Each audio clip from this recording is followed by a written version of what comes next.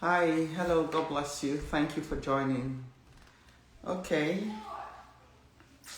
Thank you guys for joining the session today. God bless you. Those joining on Instagram, thank you for joining. I love you all. Thank you. And thank you for bearing with me. It's been, I think, 3 weeks now. I just did to Boniface like life in Lekki. Okay, you know what, Kelvin, Kelvin, boy, I am going to talk a little bit about that. I don't know if I should pin that comment. Let me pin the comment because I want to remember it. Pin the comment. Yeah, I have to pin that comment so that I can talk about that a little bit in this session. And I want to thank you guys for joining. Vivian, yeah, God bless you. Thank you all for joining. Those that join on Facebook as well, I just want to thank you. And Kelvin, the first thing you had to say on this session is to remind me of what my girls did. So by that saying, you're trying to say that everything or every woman in the world is my girl. So when they mess up somewhere or when they do something, you all come to me and tell me, so what your girls are doing. I think this is what I've been going through on my inbox, and sometimes I kind of react and, speak out and say those things. I do not represent every woman out there, every bad woman, but the good ones, okay? So I don't know why you guys always bring to my attention what they do. And you will not tell me the ones that men are doing, The men that are doing their own, you won't say it, you only say what the girls, the women are doing. But anyway, thank you. God bless you. I'm going to pin that session so I can react to it later and not forget. Thank you so much, Mr. John Abanga. You look so beautiful. Thank you so much, sir. I do appreciate from Facebook. And on TikTok, it's so much here. I think one day I'm going to dedicate my time for just TikTok because I think I have more engagement on TikTok. I'm serious. I'm seeing so many people. It's just going. I can't even count. Mickey, Henrietta, the banker, Flo, K, God bless you, Big A. I mean, all of you, thank you so much. And Rosa, user 54. I just want you guys to know I acknowledge you and I love you. Thank you so much for joining. Okay. Now, first, Instagram is trying to make me acknowledge them. I'm seeing so much likes and people joining. So thank you. So today we have a very important topic, and I'll be sharing the stage with a writer, a motivational speaker, and a public speaker. Her name is Miss Chidua Ubana, and she would be joining me here soon. We're going to be discussing a very important topic. I wanted her to actually discuss this topic with me because she has a vast knowledge about the topic. So I really needed her to be here with me today. But the topic today is pre-marriage checks, right? I don't want you guys to think that this topic is just for singles. No, it's also for those who are married. Some of the things we'll be discussing here would include, when you're already married and you didn't, check, do your initial assessments, what you can do now you're in. You all know I'm the host for the very popular events going on in Texas, Dallas, titled Get Married, Stay Married. So we don't want people living their marriages. We want to fix those marriages if we can fix them, except it's not fixable. So yeah, going to today's topic, and seriously, you all better just stay with me because some questions will be discussing, some questions I'll be asking, and the answers I'll be getting will be just everywhere. We're going to go to details, like we're going to go into full details, in today's topic. So yeah, so just stay with me, please. Pre-marriage checks. Do you have a relationship going on?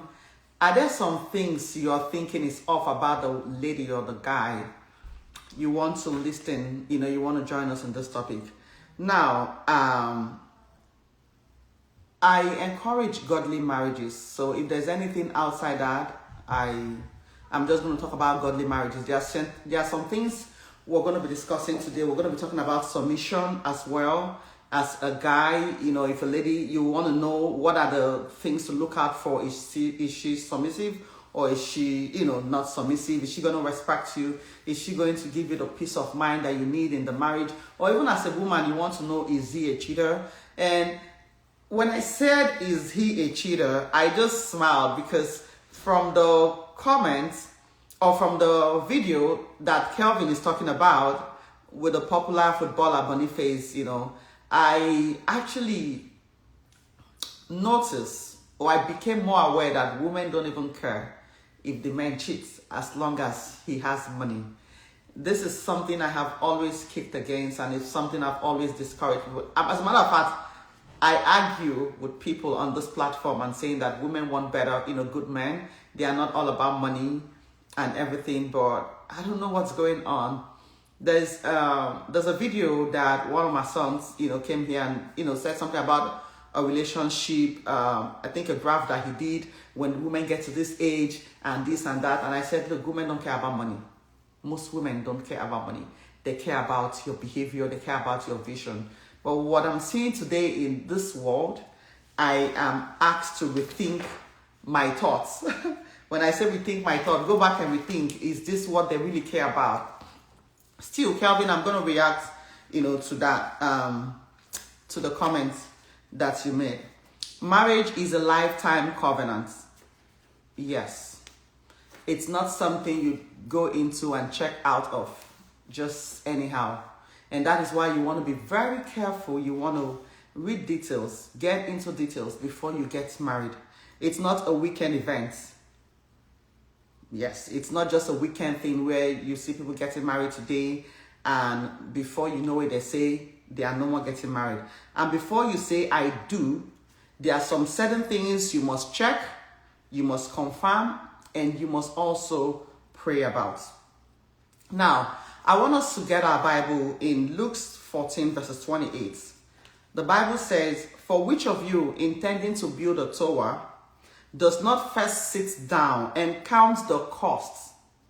Yes. Whether he has enough to finish it. Most people go into marriages. They don't even sit down, count the cost. Look at everything surrounding the guy. Look at everything surrounding the lady and ask yourself, can I finish this at the end of the day? Or is it something that I'm going to run out of at the middle of it? You know how you tell yourself that 10 million can build a house, and you start building the house with the cost of cement and every other thing today, the increase in everything, you stop halfway and tell yourself you're unable to build a house. That's what the Bible here is saying. Which of you would want to embark on something as big as marriage, and you will not first sit down and ask yourself, does he tick all the boxes? Does he have good behavior? Is he a woman beater? Is he going to treat me any better? Is he going to leave me for somebody else? We know the popular stories of most ladies who got married, and at the end of the day, I'm live already. All right. Sorry, I was trying to talk to the guests. So we know, very popular people who got married to these ladies when they had nothing, and later they had something. They became rich or became popular, and before we know it, oh my God, I have so many comments go by. Hello, ma. God bless you. It's Kelvin. Thank you so much. It was disappointing seeing that situation that day. God bless you. That's too bad. Yeah, I know. We're going to talk about it. I didn't know I have a lot of, people, these notifications. I'm sorry if I didn't say hello to you, but yeah, we're all here together. And, this man got married to this woman when they actually had nothing, and the belt with them, they didn't even have a name then. And then later, the belt with them became a brand name in the society, and the next thing, they dumped this woman for somebody else. So does he have that tendency? Or is it because he does not have, and that is why he's acting all, I love you.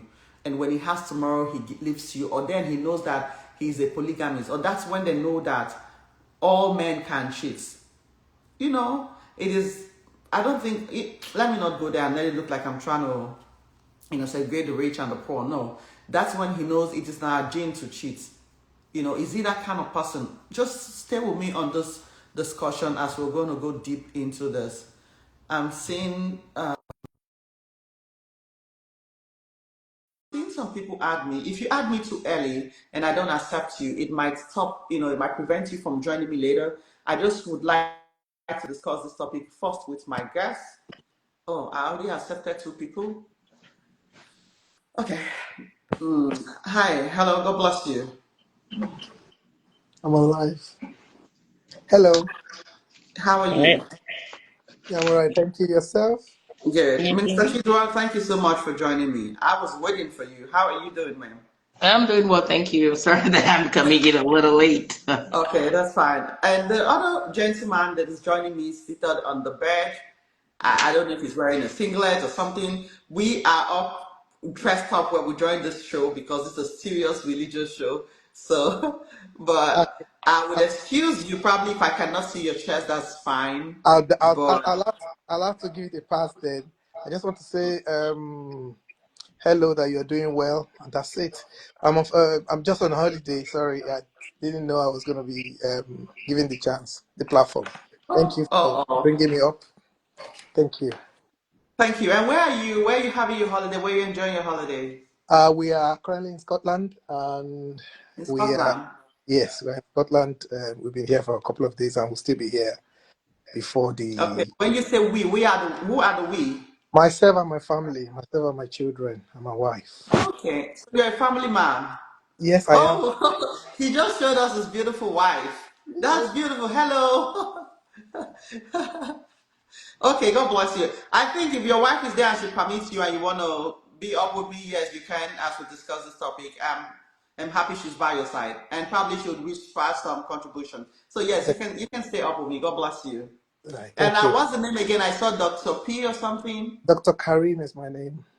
Dr. Karim. So where are you originally based? I'm based in England actually. Oh, you're Um, based in England. Okay. Okay. yes, just come All up right. north for the holiday. Okay, that's good. Yeah. These are one of the things I also want you all to watch out for. Holiday. It's part of the things that spice up our marriages, and you want to look: is the man rigid? Is the woman a very rigid person? Do they like to travel? Or let's say you don't like to travel. Like I'm not a traveling kind of person, so I don't have a problem if my husband doesn't like to travel. But some women, if you know you're a traveler and your husband is not a traveler, you want to also watch out for that because sometimes we have that compatibility issues later. So watch out for these things early. Mr. Chidwa, God bless you. Thank you for joining me. How was your weekend? How's your week been? It's been Good? good. It's over. It's the For weekend those now. of us, uh, okay, for those of us in US, there's no transfer, no leave. We're always here. We don't even have time for holidays. So a few of us, travel. I don't know the woman of God if she's also a good traveler, but myself, ooh, I just like to be one place. So, woman of God, I thank you again. We're discussing pre-marriage checks, and I'm glad to have you here because you're a writer, you're a public speaker, you're a motivational speaker, and I know you do justice to this topic. Uh, And also, Sorry, excuse Doctor, me. yeah, I'll just be on the background and continue to follow the program, and I'll see how. okay. Thank you. I'll give it a pass. Thank you. Thanks for All giving. right, thank you. God bless you. Okay. So yourself and I'm sure you do a lot of contributions to this topic. I started by telling us in Luke 14:28 that for which of you intend to build a tower does not sit down and count the cost, whether he has enough to finish it. Sometimes we jump into marriages, we don't know if we have the zeal, if we have the ability to finish it. Sometimes the excitement is that initial thing. That is like the little deposit you have. You're not even sure if it can complete the house, but that little love you think you feel, oh, this guy is good in this area, this woman is good, and you think it's enough to get married. It is not enough. It's probably enough to date that person for a while, but when we're talking about marriage, it's a more serious thing because, like we said, to finish it, you have to finish it. And how we finish marriage is that time where we say, "Till death do us part," right? And you say, "Okay, it is finished." It's not when one person leaves the other person in sickness or in health, in good times or in bad times. So let's all be glued to this topic. One of the things I'm also going to say is in marriage, please let's look at compatibility. Compatibility. I don't want to jump the line. I would just, while I have my own points lined up, I'll give the floor to the woman of God. Woman of God, in marriage, please, I know I have some key questions to ask you. What are those pre-marriage checks you would tell us to watch out for before we get married? For those who are singles before they get married, what are the pre-marriage checks you tell them? Watch out for this. Watch out for this. I have my book here, so I'll be writing. Thank you very much. So when or before, or if you are thinking of getting married, the first question you ask yourself is, am I ready for this? Am I ready for this? Because oftentimes we fantasize or we romanticize about married life. While marriage is really good because it's ordained by God, and we know that everything that God initiates is good. But there is also the human factor, which means it's work. There is a reason why the man is called the grooms. What is groom? Grooming means to make something look good. So as a man, your responsibility is to groom her. You're not marrying her to complain. And then also as a woman, a man's love language is different from a woman's love language. Women love affirmation. They love praise, Oh, you look good, you're beautiful, you're this. But for a man, the number one love language is respect. So as a woman, do I have enough respect for this man? Am I ready to allow somebody to lead me, to be the one making decisions? It's not like you're inferior, but remember that two captains cannot be in the same ship. So while you're busy romanticizing or fantasizing about the kind of love life or married life you want to live, it's very important to ask yourself, am I really, truly ready? Search your heart.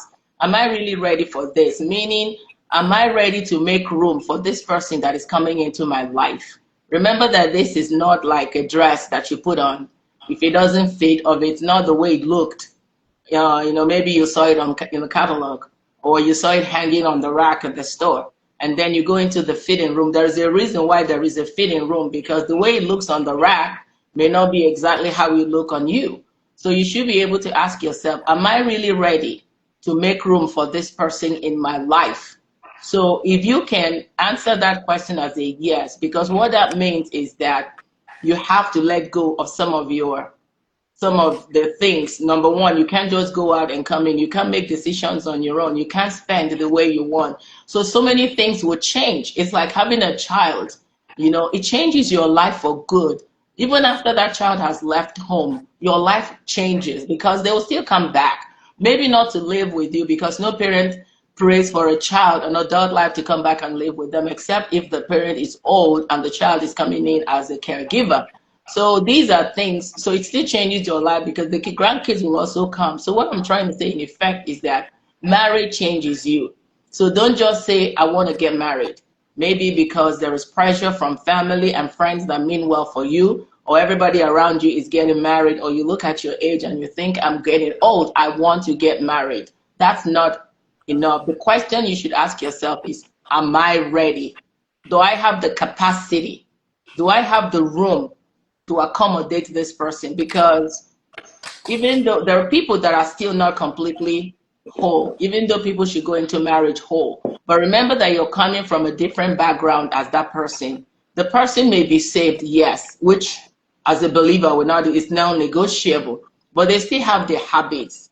Am I ready to accommodate some of these? So this is the number one thing you should ask yourself. That should be your number one check before you even consider getting into a relationship that will eventually turn into marriage. Okay. Thank you so much. Okay, so I just want to add something quickly to this topic before we go into some questions that I highlighted. And one of them is, before you get married, I'm not saying this because I'm a woman of God. I think you should check on the man's spiritual foundation. Absolutely. It is key. Does this person love God even more than they love you? Does he take the things of God even, very seriously? See, I would tell you that a man who loves God even more than you think he loves you will do right by you because he understands God's laws and command. And because he loves God, it means he fears God. And if he fears God, there are certain things he would not do, not because of you, but because of God. Do you understand? So I see a lot of women when they meet men, or a lot of men when they meet women, they want to take them to, maybe parties. That's fine, like clubs and everything. But the number one place you want your husband to be strongly rooted in is in God. Because there are certain things through the knowledge and fear of God he would not do to you in that marriage. So does this person love God more than they love you? Does this woman understand what submission is? The Bible said that the woman in Second Corinthians 5:19, I think, or 20 to 25, it tells us about the woman submits to the man. As a woman, you ask yourself, as a man, you ask yourself, does she understand what submission is? Does she understand what submission really is? Is she somebody that feels like she's equal and, in certain things and cannot submit? You want to look, see, love is not enough to carry marriage. Love, just this love we're seeing, like I love you, I love you. It is not enough to be married. I know sometimes we get carried away by that feeling. Sometimes this love we're talking about is a feeling. It is not enough. Now, let me tell you guys some of the things that can lead to the love that God was telling us is in 2 Corinthians 2:25 or 24 is the love. He said the love that as Christ loved the church, that he gave his life for him. A man cannot love you to the point where he gives his life for you except he submits and he sees you're completely submissive. That, I'm telling you guys the truth. And that's why the Bible starts by telling us that the woman should submit herself, everything about herself to the man. As a matter of fact, I think I have to read it so that some of you understand what I'm saying. I have to read the portion of the Bible. 5, verse 21, verse 22. Wives, submit yourselves to your own husband as you do to the Lord. For the husband is the head of the wife, as Christ is the head of the church, his body, of which he is the Savior. Now, as the church submits to Christ, also wife, submit to your husbands in everything. He did not say in some things. In your body, in your money, in your character, in assets. Everything is what the Bible is telling us about. I have one of my daughters called me one time. I said, Mama, this, as a matter of fact, she's watching this show. So she said, Mama, this submission that the Bible is talking about, it's not my money, it's only my body. The Bible is saying I should submit my body, and I can submit my body at any time to my husband. It's not my money. I said, calm down. It is everything. It did not specify what we should submit and what not to submit. The Bible also told us in 2 Corinthians verses 6:14, it tells us that do not be unequally yoked with unbelievers.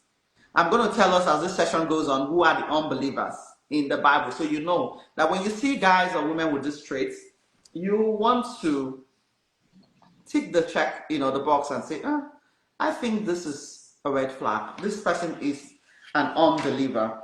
Also, we're going to talk about the character and integrity of the man. Now, talking about character and integrity, how does he handle or how does she handle anger issues? I do not really encourage people to text people that they are dating because sometimes you will text somebody and lose them. I don't actually encourage texting. Where a guy says, I want to test this girl if she's a bad girl by telling his friend to probably try to date her, impress her with money. We've even seen stories where those friends they tell to impress a girl end up marrying them. So don't test your woman. And the men or the women who want to test their man if he's, if he has a lot of integrity or he will fall for anything, and then you test the guy with your girlfriend and say, go test my boyfriend. And those two end up marrying themselves. So I'm not really, I don't really advise this kind of testing. But sometimes, true little things that happens, you want to see if this person has anger issues or how does he handle those anger issues. Can he be trusted with money? Do they keep to their words? Do they say something repeatedly and it doesn't change? That's how you know are they truthful. Proverbs 22:11 says, a good name is to be chosen rather than great riches. And with this verse of the Bible, I would want to react to the comments that I pinned from Kelvin A. Boy.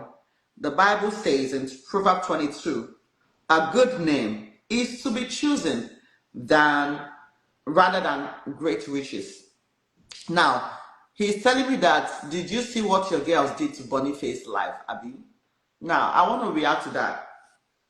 A footballer, woman of God, came out and joined a TikTok live. He joined and they didn't know he's a footballer. He's a popular footballer, Boniface or something, Boniface. And when he joined this live with these girls, about 10 girls on the screen that I saw, I think I saw it on Today's Enough page. He said, they asked him who he was and what he does. And this guy said that he is a Yahoo boy. These girls all smiled and continued with the session. The moderator did not say anything about what he said. You're a Yahoo boy, or react to it in a way, in a displeased kind of manner. Mm-hmm. She kept on and said, so which of the girls on the screen would you like to be with? And he said, all of them, because they are beautiful. And the moderator said, you cannot choose all of them. It has to be one. And he said, you want to go, I would like you to react to this, so I'm telling you to. And he said, well, I like all of them, they are beautiful. So they continued. And she said, well, it will be excluding me because I would not be a part of them. However, he told the other girls on the screen, if you do not want this guy, I want you to put off your cameras or something. Did you know that no girl did put up the cameras? I think that if anyone did, it was just one. Everybody was live, waiting to be with this guy. And when she asked, why did you not put up your cameras? Do you like him? They said, yeah, I like his beard. Oh, yes, I like his tattoo. Yes, I like his skin color. I was disappointed. As a matter of fact, as a woman, I was ashamed. I feel like women can do better than this. You see, it is because of women like this that I think a lot of other women who have put in a lot of hard work to build themselves are being judged at the same level when they should not, or are being disrespected by other men. They were saying things that don't make sense. Thank you. It is very disappointing. Why do you like him? His color, his this one. This is somebody that said he is a Yahoo boy. Woman of God, please. How would you react to such a thing? And what advice would you give the women we have on the show right now? Okay, so first and foremost, by somebody's choice, you would understand the weight they put on themselves. So a woman of value, a high value woman, a woman that understands her worth as a woman, that is enough to turn her off. So there are people that you just can't save. You know, the Bible even talks about Jesus coming into the world to save the world. Do you believe, or do you think that everybody, if there are 6.8 billion people on earth, do you think that 6.8 billion people will be saved? Absolutely not. So if Jesus cannot save the whole world, even though he has made accommodation for the salvation of everybody, not everybody will be saved. So you can only reach the women that are willing to be reached. You can't save somebody that doesn't want to be saved. In everything we do in life, there has to be a willingness. When somebody has no value, nothing is of value to them. A woman that has self-worth will want to know a man's source of income. It doesn't matter whether the man has tattoo, whatever the guy has. If that man's livelihood or means of livelihood is not something she can be proud of, her answer is going to be a no. So that's the number one test. So if I listened or if I watched that program, would I be ashamed as a woman? Absolutely not, because I know that I can't do that.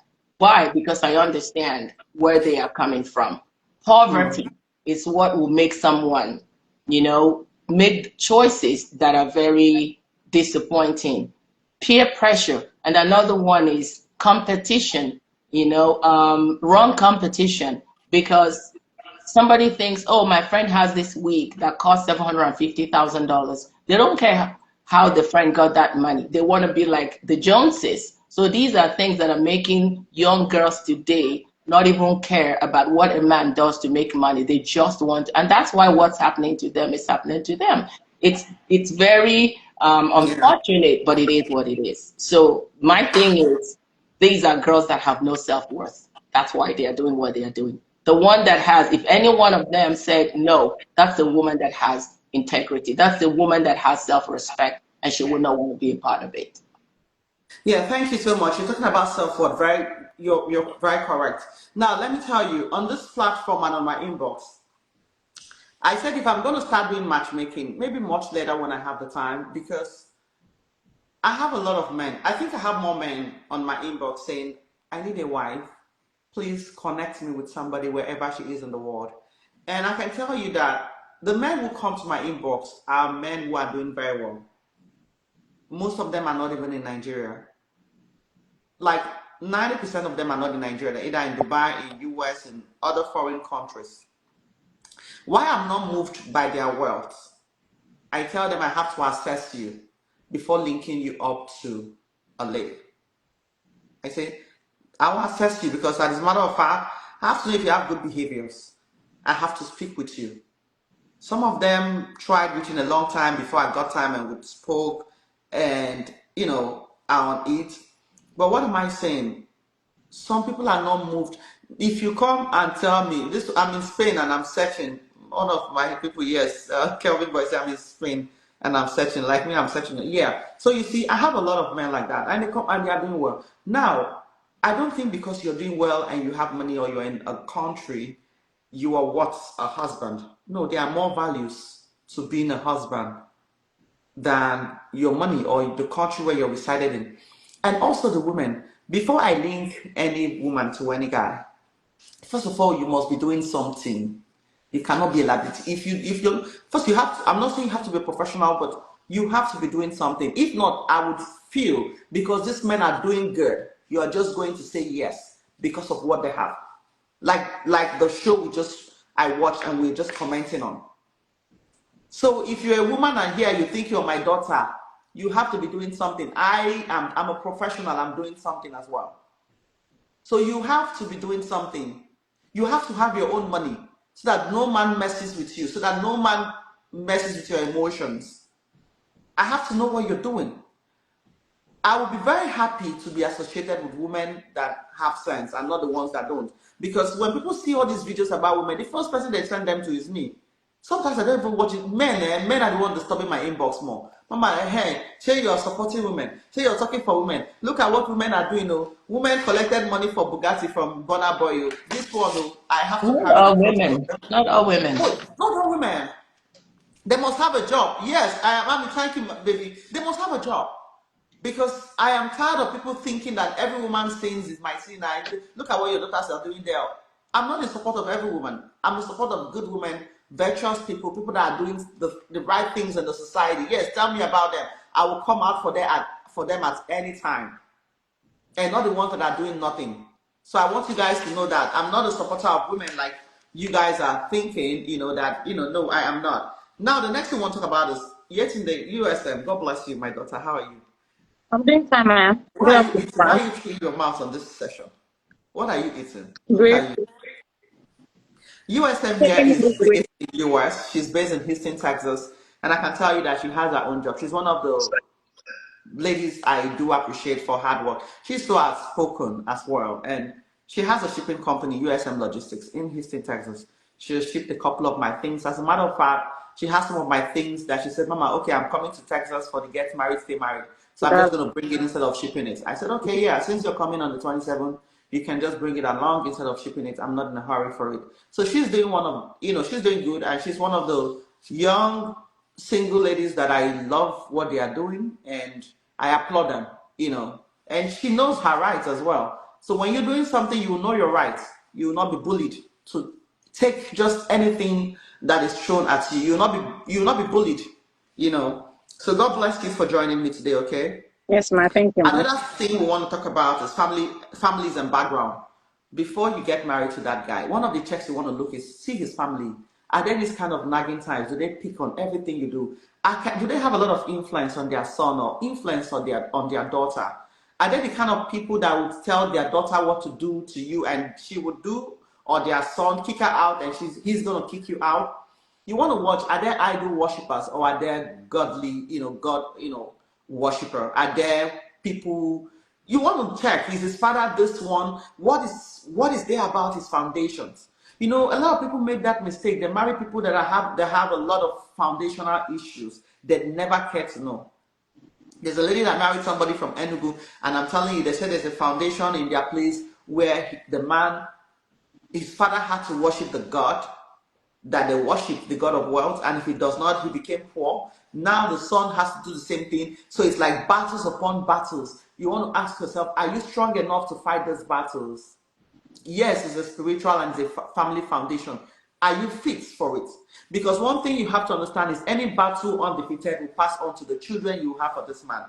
Marriage is not just about you. It's one thing you don't understand. Marriage doesn't end with you. When you are gone, it continues with your lineage. Whatever you accepted in you is what you give birth to. And if you're unable to defeat it, your children will suffer for them. If they're unable to, another person will suffer, their own children will suffer for them. And I want to ask you something. If you, the generation of children we're having are not even as godly as we are. We are doing a lot to bring them up in the way of the Lord. So there is a lot of battles already going on. So you ask yourself, if me, we know God the way I know God, I know if we defeat this battle. Is it these children we're giving battle that are speaking from their nose? Is this the children that don't even care? Are they going to be the ones to fight these battles? So you want to ask yourself, some of these men have family foundation. Some of these men have family foundation. Sometimes in their family, nobody gets married and stays. Sometimes in their family is madness. The men, they have mental issues. You have to look out for that. You can be seeing a little bit him exhibiting those mental issues, and through the way he talks or through his anger, and you're thinking it's nothing. Some of the women think you're seeing this woman is displaying those tendencies for depressions, anger issues, loose thoughts, insults, mood swings, and you think it's nothing. It is better you ask yourself before marriage, okay, I can handle this one, I don't feel handle them. This is a mental issue. Sometimes it's family. I will tell you, most mental issues is family. I don't want to say certain things, but you guys laugh. Most mental issues is from the family. You have to check. How is this person's family? In this person's family, is anybody rich, or is poverty that is following everybody? What is the average status of the people in that family? You want to check up, do they have the tendency to prosper or not? I know you guys will be saying it's not about money, it's not about this. You want to check, look at these things before you get into them. You want to also check about the financial readiness of this person. Not necessarily riches right now. That was my biggest issue in my first marriage. Didn't check for family background of abuse. You see, you want, thank you. And Amami, God bless you, baby. Thank you. You want to check for family backgrounds of abuse. This person, did his father abuse his mother? What is his reaction? Bring up issues about abuse.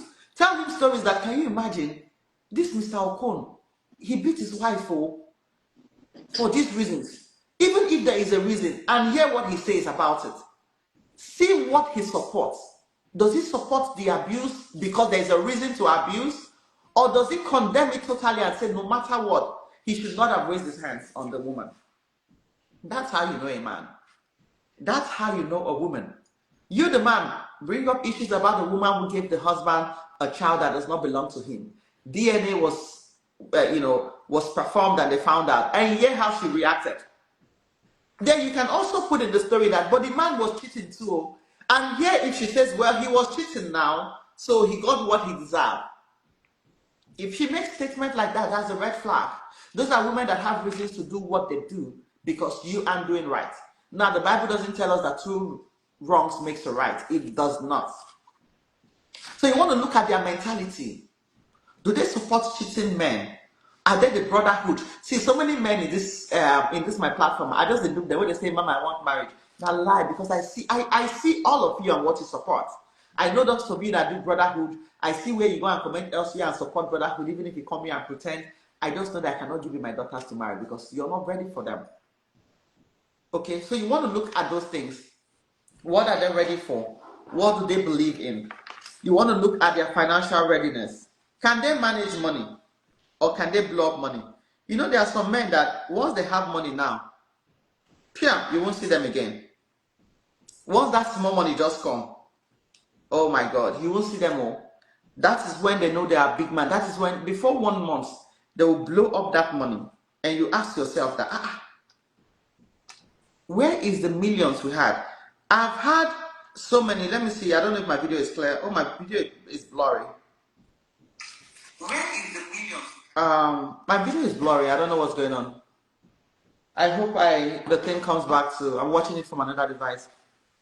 So do they have? Are they moved by the money they have? When they have this money, do they just blow up this money before you know it? The money don't finish on top woman or on top somebody else. The woman too. You want to look at her financial management. When she has money, how does she manage finances? Does she go for very expensive bags like Gucci? Maybe all she has is $10,000, and the next thing she takes $4,000 to buy a Gucci bag. That's not good financial planning. It is not a good one. Or does she think about, but you know what, I have $10,000. How can we recreate or multiply this money? What can we invest in instead of a Gucci bag? Is she a very flashy person? Now, I have no issue with a woman being very flashy. If you can afford it, please be as flashy as you can. Get the best in life. But when we have just a little, how does she manage the little that we have? Is she a woman that is going to complain tomorrow when things goes bad? Run for that kind of woman. Yeah, God bless you. Is she a woman that tomorrow when you don't have as you used to have, she's going to start messing you up mentally or start going out to get what she thinks, you don't have at that time? You want to look at this woman. Is she self-contented with what you have? Financial disciplines to prevent future queries. Let her know your job as a man. Please open up everything. I think one of the issues people have is you show yourself so much to a woman, and when you get to marriage, you don't have enough to show. I would even prefer you hide what you have now and show it later in the marriage, and not show it now and later you don't have it in the marriage. That's my advice. Because a lot of people, my video is so blurry. What's going on? A lot of people,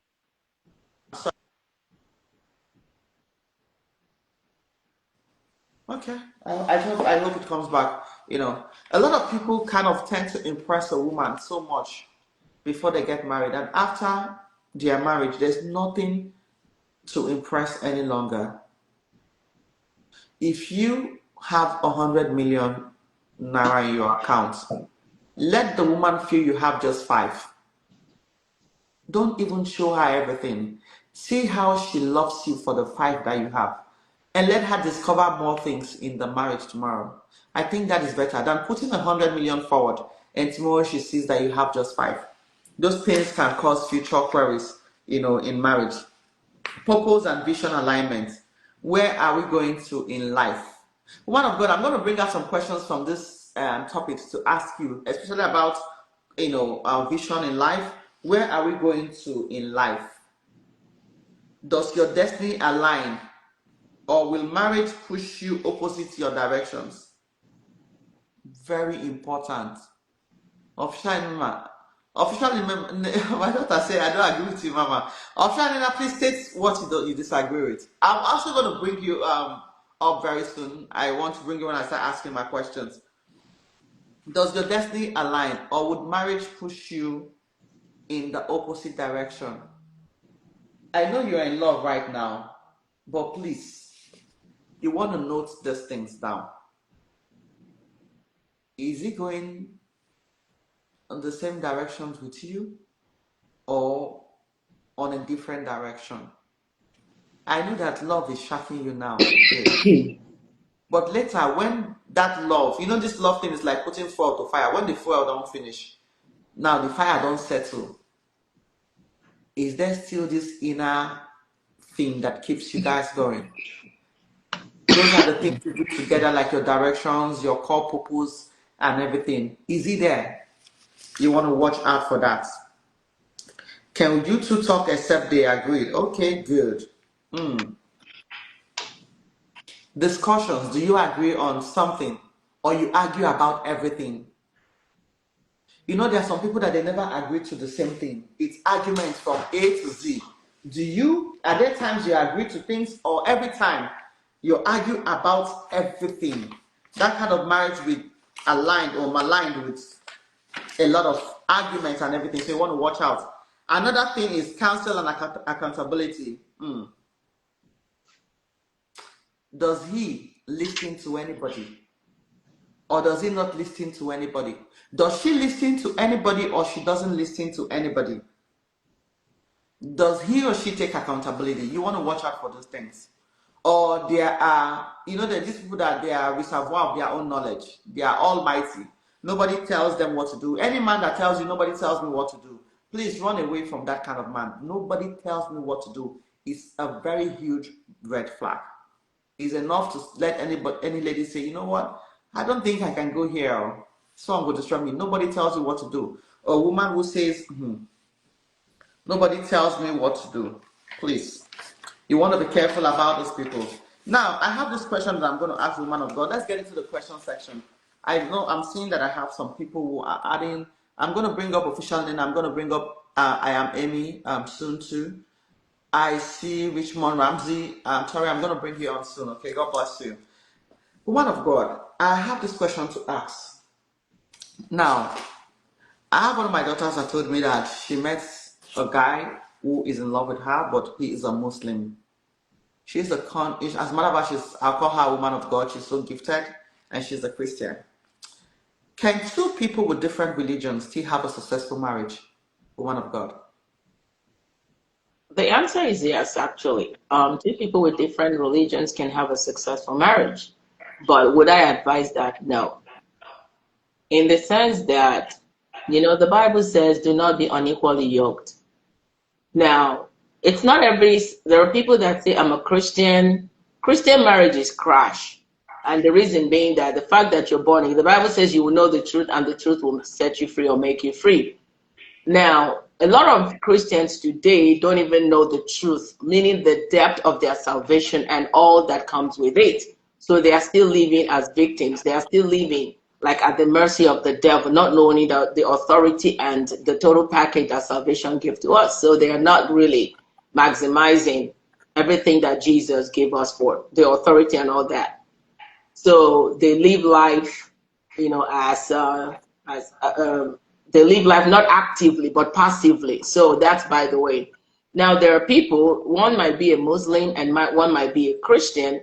They know what they want, because background also plays a very key role in how successful a marriage can be. Now this is the woman might be a Muslim, raised in a Muslim family. You know that they train the girls to be submissive. They train the girls on how to be a wife. So this woman from a Muslim background may most likely make a better wife than a Christian wife that thinks that I have rights, I have this, I have that. So the religion may not necessarily be a problem in the success of the marriage. However, what about the spirituality of the children they're going to produce? There will definitely be spiritual cracks in the lives of those children. There will be foundational problems that will eventually resolve as a result of it's like mixing oil and water. So spiritually, there will be a problem, but successfully, but it may not affect the success of the marriage. So the answer is yes, two people from different religious backgrounds can make a very successful marriage. But would I advise that? No. Okay. I have this thing to add before I throw this thing to you, SM. The Bible told us in 2 Timothy verses 3, we're going to read verses 1 to 5. But mark this, there will be terrible times in the last day. People would be lovers of themselves, lovers of money, boastful, proud, abusive, disobedient to their parents, ungrateful, unholy, without love, unforgiving, slanderous, without self-control, brutal, not lover of the good, treacherous. They're going to be rash, deceitful, lovers of pleasure than lovers of God, having a form of godliness but denying its power thereof. Have nothing to do with such people. It says have nothing to do with such people. So when the Bible says do not be equally yoked with unbelievers, these people with all these traits are those unbelievers. The Bible says have nothing to do with people with this trait and this character. Again, if you want to mark this down, go and read 2 Timothy verses 3 verses 2 Timothy 3 verses 1 to 5. It's a very good thing. So these are one of the things you want to watch out for when you're meeting a guy, when you're meeting a woman. Okay, watch out for that. Kevin said this pastor is very intelligent. God bless you, Kevin. We are all very, that's why we're having the session. USM, I asked you the same question. Do you think that two people with different religion can actually have a successful marriage?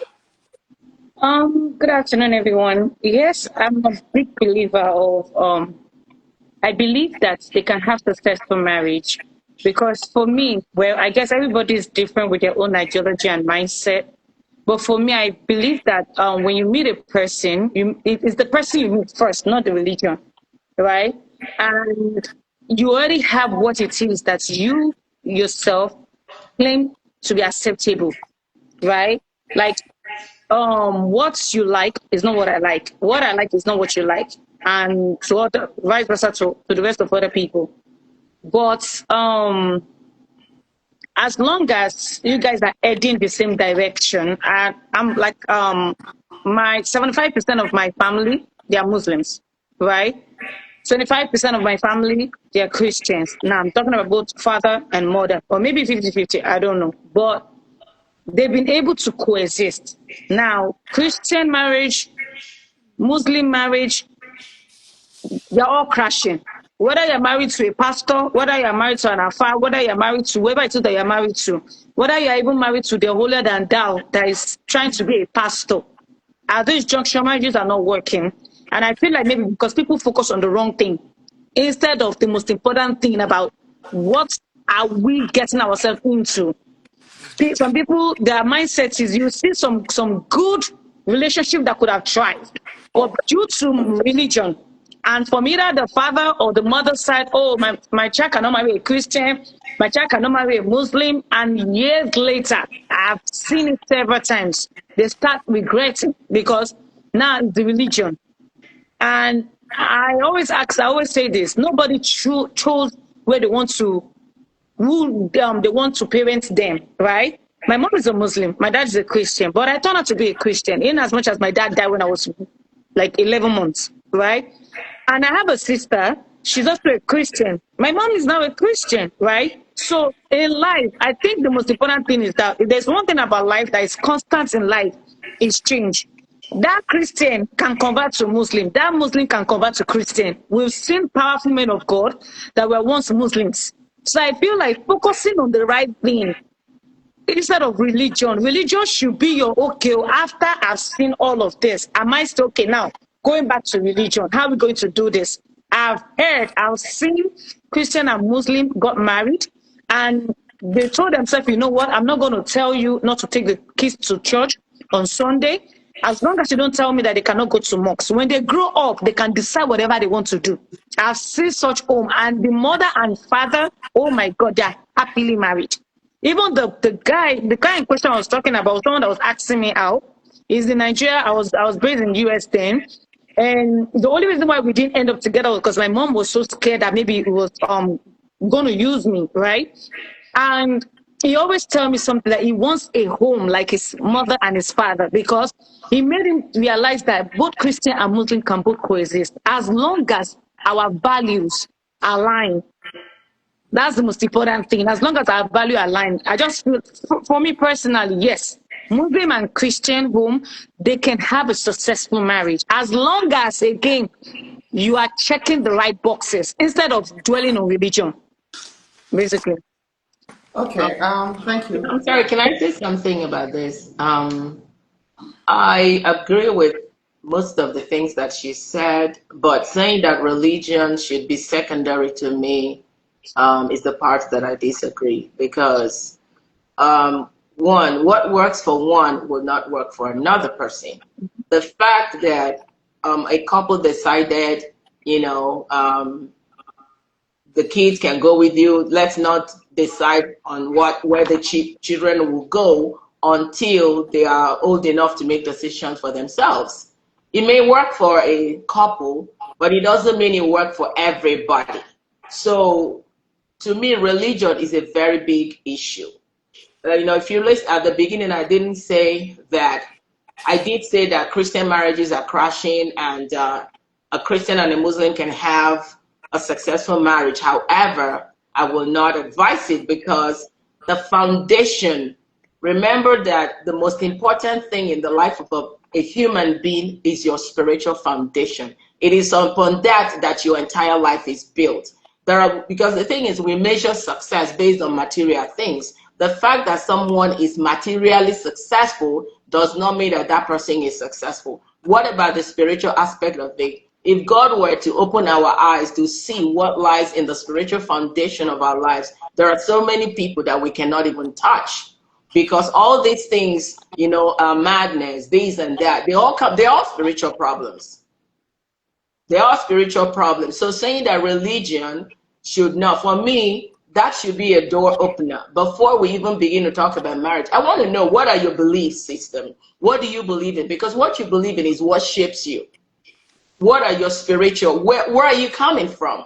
Are you coming because if you're a Muslim, if you are a pagan, there are things that have come, generations that come with it. Whether we believe it or not, we believe that Christ is the foundation. Christ is the right thing. So anything that is not built on Christ is going to crash. It's going to crash. A Muslim may be a better person than a Christian, but eternally, where are we going? For me, Okay, so that's why I do. if you were to marry a Muslim, and if God shows you what the marriage will be about, it will be pleasant, it will be beautiful throughout till death do us part. Or marry a Christian, and you see that along the way, the marriage was going to hit the rock. What would be your decision? Or Okay. what would be your decision in that case?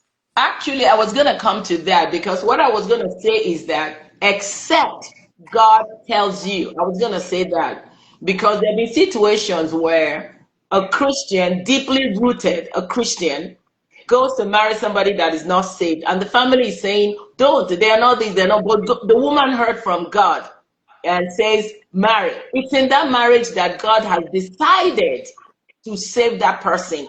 So that's why I said what has worked for, because you don't know what that God has told that person. So Yeah. God may tell a woman that, and we know what we think about people in the white garment. I'm not trying to belittle any religion, but the woman says, that's who I want to marry. And everybody else is saying, you're a choir leader. Why do you want to marry somebody that is telling? But she heard. And the moment they get married, the woman gets converted and even becomes deeper, like more crazy about God than the other person. So if you didn't hear, that's why I said, don't do something because somebody else did it and it worked for them. You don't know where they are coming from. And what works for one may not necessarily work for another person. Yeah, thank you. USM, thank you. So I'm going to ask this question because we're saying pre-marriage checks. Sometimes if you're getting married to somebody who's been married before, it's one of the cases we have in the US where most marriages crash and people who want to remarry, you meet this guy, you meet this woman, and that's why I'm going to ask this question. If you're with a man whose past marriage or relationship ended due to cheating on his wife, and he tells you himself that yeah, he was cheating, but he has now changed, is this a red flag, or would you go ahead thinking he has truly changed and will not cheat? Especially if cheating is your red flag. If his previous marriage ended with infidelity cheating, is this a red flag? If he confessed and says he has changed. Okay. Is that for me? Yeah, we're trying to, deal with the past of the people we are with. Okay. So the answer is no. So the answer is no. It shouldn't be a red flag, because when someone has truly changed about something, they're not ashamed to say it. With somebody that says, look, my first marriage crashed because I was cheating on my spouse, to me, it's not a red flag. Now, when you are scared, if the man said this to you as a woman and you become afraid, the question you should ask yourself is, why am I afraid that he said this to me? That means there is a part of it. You should do a soul search. That means your heart is not completely healed. Because if you have been healed and you have been totally healed from fear of cheating, that should not make you run from that person. What you have to do, because there is an element of trust that you should give to everybody you meet for the first time. If not, we can't talk to anybody. You meet someone, you exchange numbers. Then as you get to know them, that's when they earn your trust. So that means you begin to give them, you begin to rearrange the boundaries that you set around them. But somebody comes to you and says, look, I'm interested in you. I want to get to know you. But here's the deal. My first relationship or marriage ended because I cheated on my spouse. That should not be a red flag. Watch, pay attention. I always tell people, watch their audio and their visual. And what do I mean by that? Does what he say align with what he does? Are his words congruent with his actions? If these two things align, then that's somebody that you should give time or chance until they prove that they have not changed. People change, things happen, and people change. Wrong relationship can make somebody go in the wrong direction. Right relationship can make somebody go in the right direction. The Bible even says it, that bad association will corrupt good manners. So it means that when somebody is good and they hang out with the wrong person, they can be corrupted. When someone who is corrupted hangs out with the right person, they can have a 360-degree turnaround. So that should not be a red flag. But it doesn't mean that you should jump into the relationship. Watch them and see if what they say align with what they do. Okay. You are Sam Logistics. Ma? Would this be a red flag for you?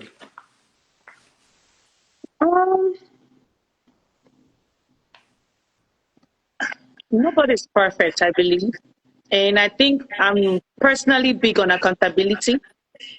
As long as you hold yourself accountable and you've given me reasons to believe that you are indeed remorseful to your actions, and now it's time for me to observe and really see if indeed you are telling me, so that just in case I meet someone that knows you, they will not open up to me and then tell me everything that you've done, right? So you don't want to be, just want to be transparent, because there's people that are like that. You just want to be upfront. That doesn't mean that they've changed. Now, if I observe you, not that I'm going to be looking at you like, oh, is he cheating? Is he cheating? If I observe you and I realize, okay, you know what, this person held himself accountable, he's really working on himself. You went for therapy, and I asked you questions. We go for counseling, and I see that you are actually involved in getting yourself better. Of course, it's not a deal breaker for me. I don't mind. I will consider. But if I realize that you're telling me that because maybe you think, oh, Jason is well known, so before she find out anything about me, let me just tell her. I'm very good when it comes to detecting people's character. I think that's a gift that God gave to me. Once I realize that, okay, you're just telling me so that I can know, not because you have changed. I'm gonna drop. That's gonna be a deal breaker for me. So it's, yeah. This trade with style, I see all your comments. Now, you people are the one causing trouble between the two genders. I'm serious. Look at the comment he made. He said, men will still cheat. Leaving a man cause he cheated means you want to be some married man's side chick.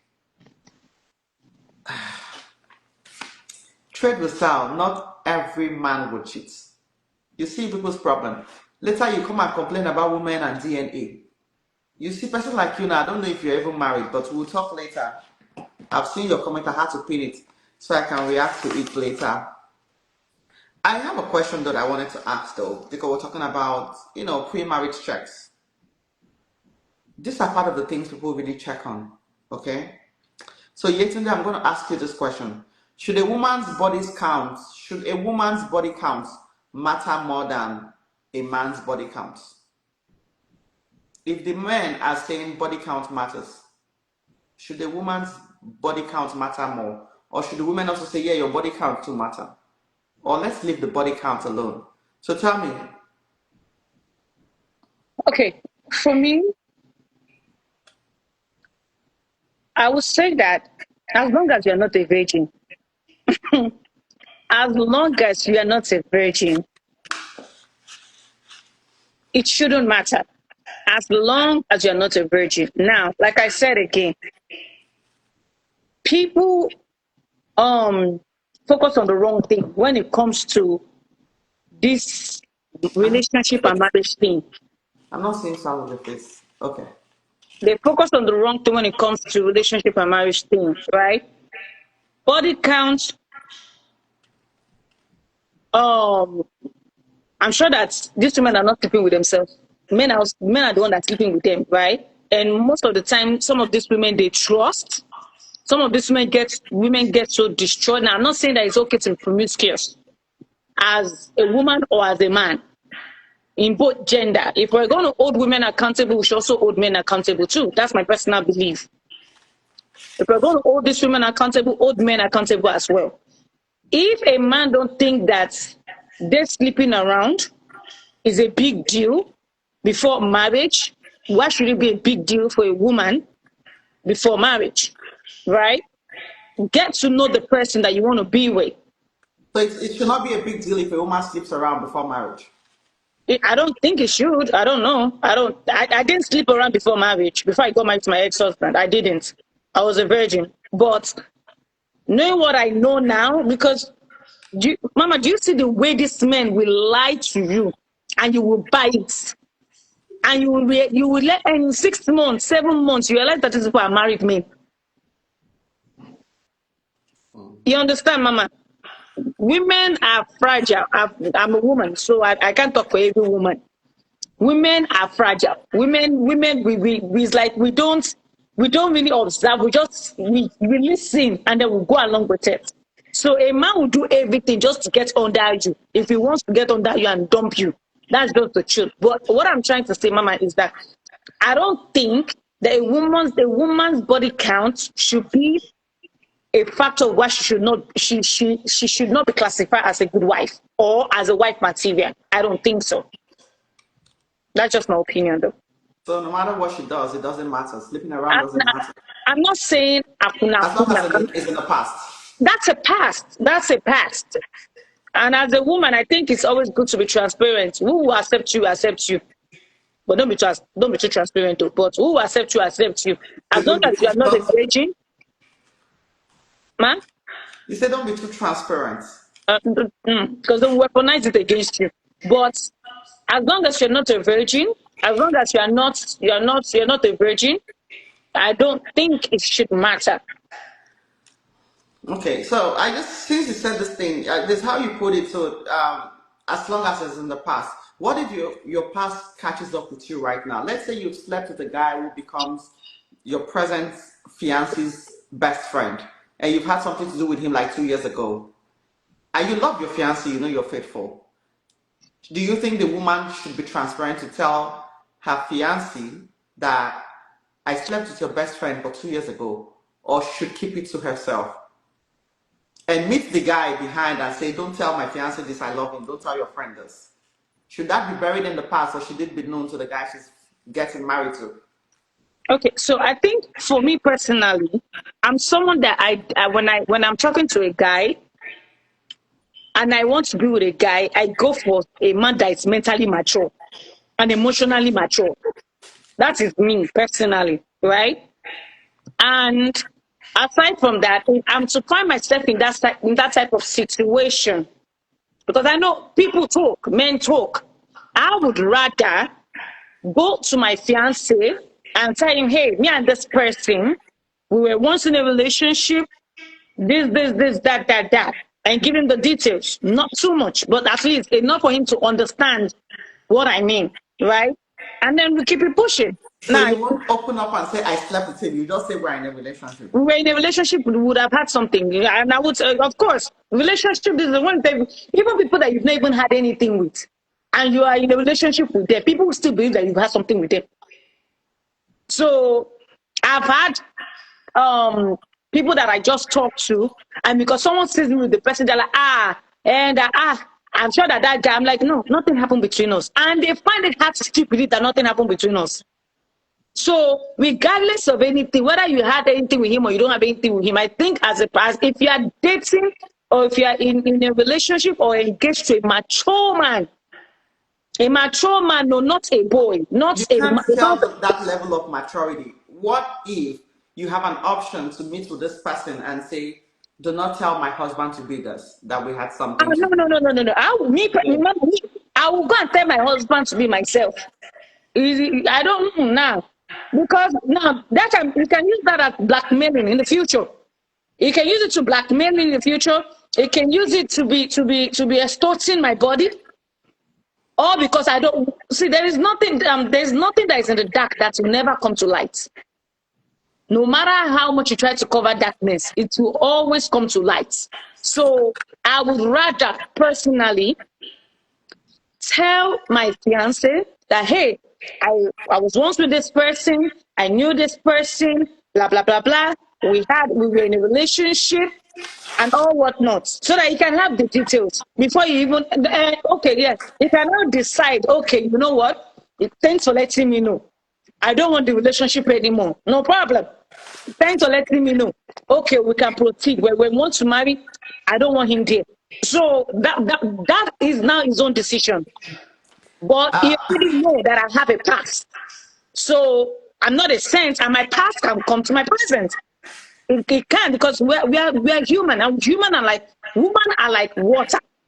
They flow to any direction. So my past can come to my present. You understand, man? So it just I don't think Yeah. it's just like someone. Let me give a very good example of something that I heard. Like I said, I was married as a virgin, right? My ex-husband's friend, someone that I know with my ex-husband, told me to my face that, oh, that he has someone he wants to introduce to me, right? And he kept telling me, oh, I know you. I've known you since you've been in New York, right? And I'm trying to understand, what do you mean by that, right? I don't understand the part of I know you that you always emphasize on, right? So one day he said, oh, he has this big person in Houston. He's into this, he's into that. Oh, that the way my business is, he'll help me to promote my business. He will do this, he will give me money as long as I can be the man's girlfriend, right? Now, because I'm very much interested in this conversation, so I entertained it, because now this has to do with my ex-husband. And I really wanted to know the depth of damages that this guy's done to my knee. So I entertained the conversation, and I said, oh, that okay, so where is this person from? Blah blah blah. And I asked him, one thing about me, I don't do married men. I asked him, is he married? He said, oh, I don't know whether he's married. I said, no. Is he married? He said, oh, well, this person have kids? He tried to brush the conversation. He didn't say, oh, well, but yesterday, I know you very, very well, right? Why are you always acting as if you're a friend? Then I asked myself, please, you've always said you know me. So, like I said, I really entertained that conversation. You always say you know me. Just me now. What do you know about me? What do you know about me? And then he said that, oh, that when I was in New York, I used to do threesome. That I was a whore. And I was like, because I came from New York to Texas as a virgin. I got this virgin by my ex-husband when we were married. So I don't understand the part of the whole that just came up just like that, right? So I was like, oh, well, when you're in New York, you used to do threesome. I know you very, very well. You used to sleep around. You used to do this. And I'm like, and then I asked him, I'm like, you know what? How do you even know about all this? And then he slipped and said my ex-husband told him.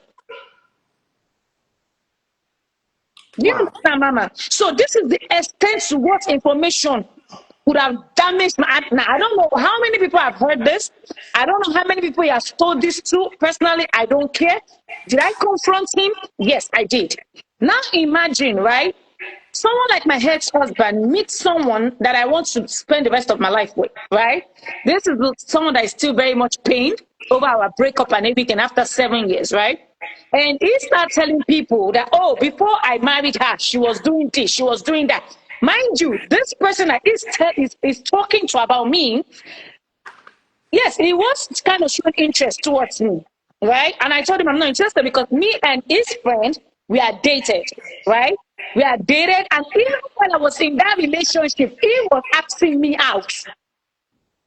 And I was trying to imagine what gave him the audacity to think that he can disrespect me.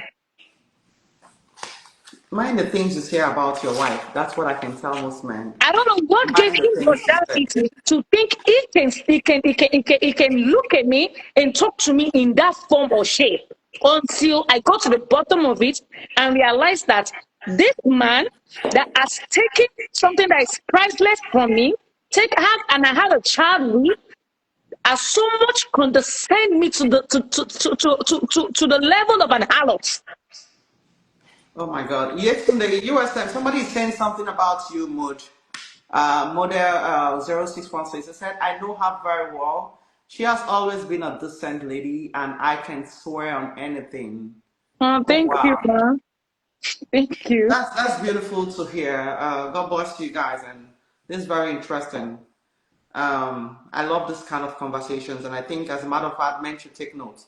Be careful So, the things you say about your wife to yeah. another woman. So I as have a text man, messages from women who show me, and I see that other women, they insulting their wives in the house to the point of even calling some of them their wives, calling them harlots.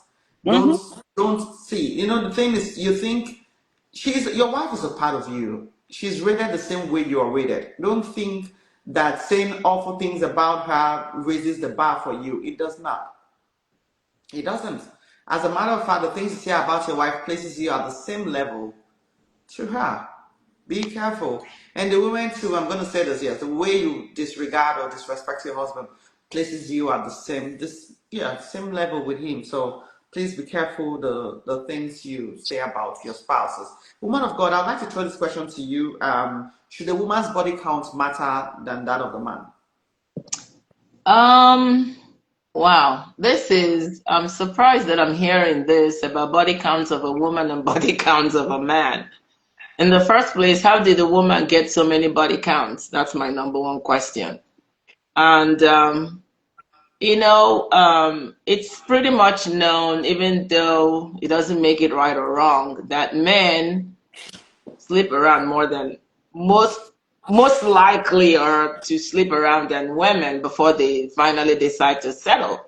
So for a one to now be thinking about a woman's body count being more than a man's, to me that sounds strange because I've never heard this question before. However, I have to answer the question, and what I have to say is that people are young. Some people are reckless when they are young, especially because they don't understand the importance of self-worth, the importance of destiny, and they think when I'm young, I'm reckless and I'm restless. So they become older, and by older, I don't mean in age, because there are people that are in their 30s and they're still acting like they're teenagers, and there are people in their 20s and they're more mature. But they come to that point of maturity where they realize this is not the right path. I need to do a different, I need to change.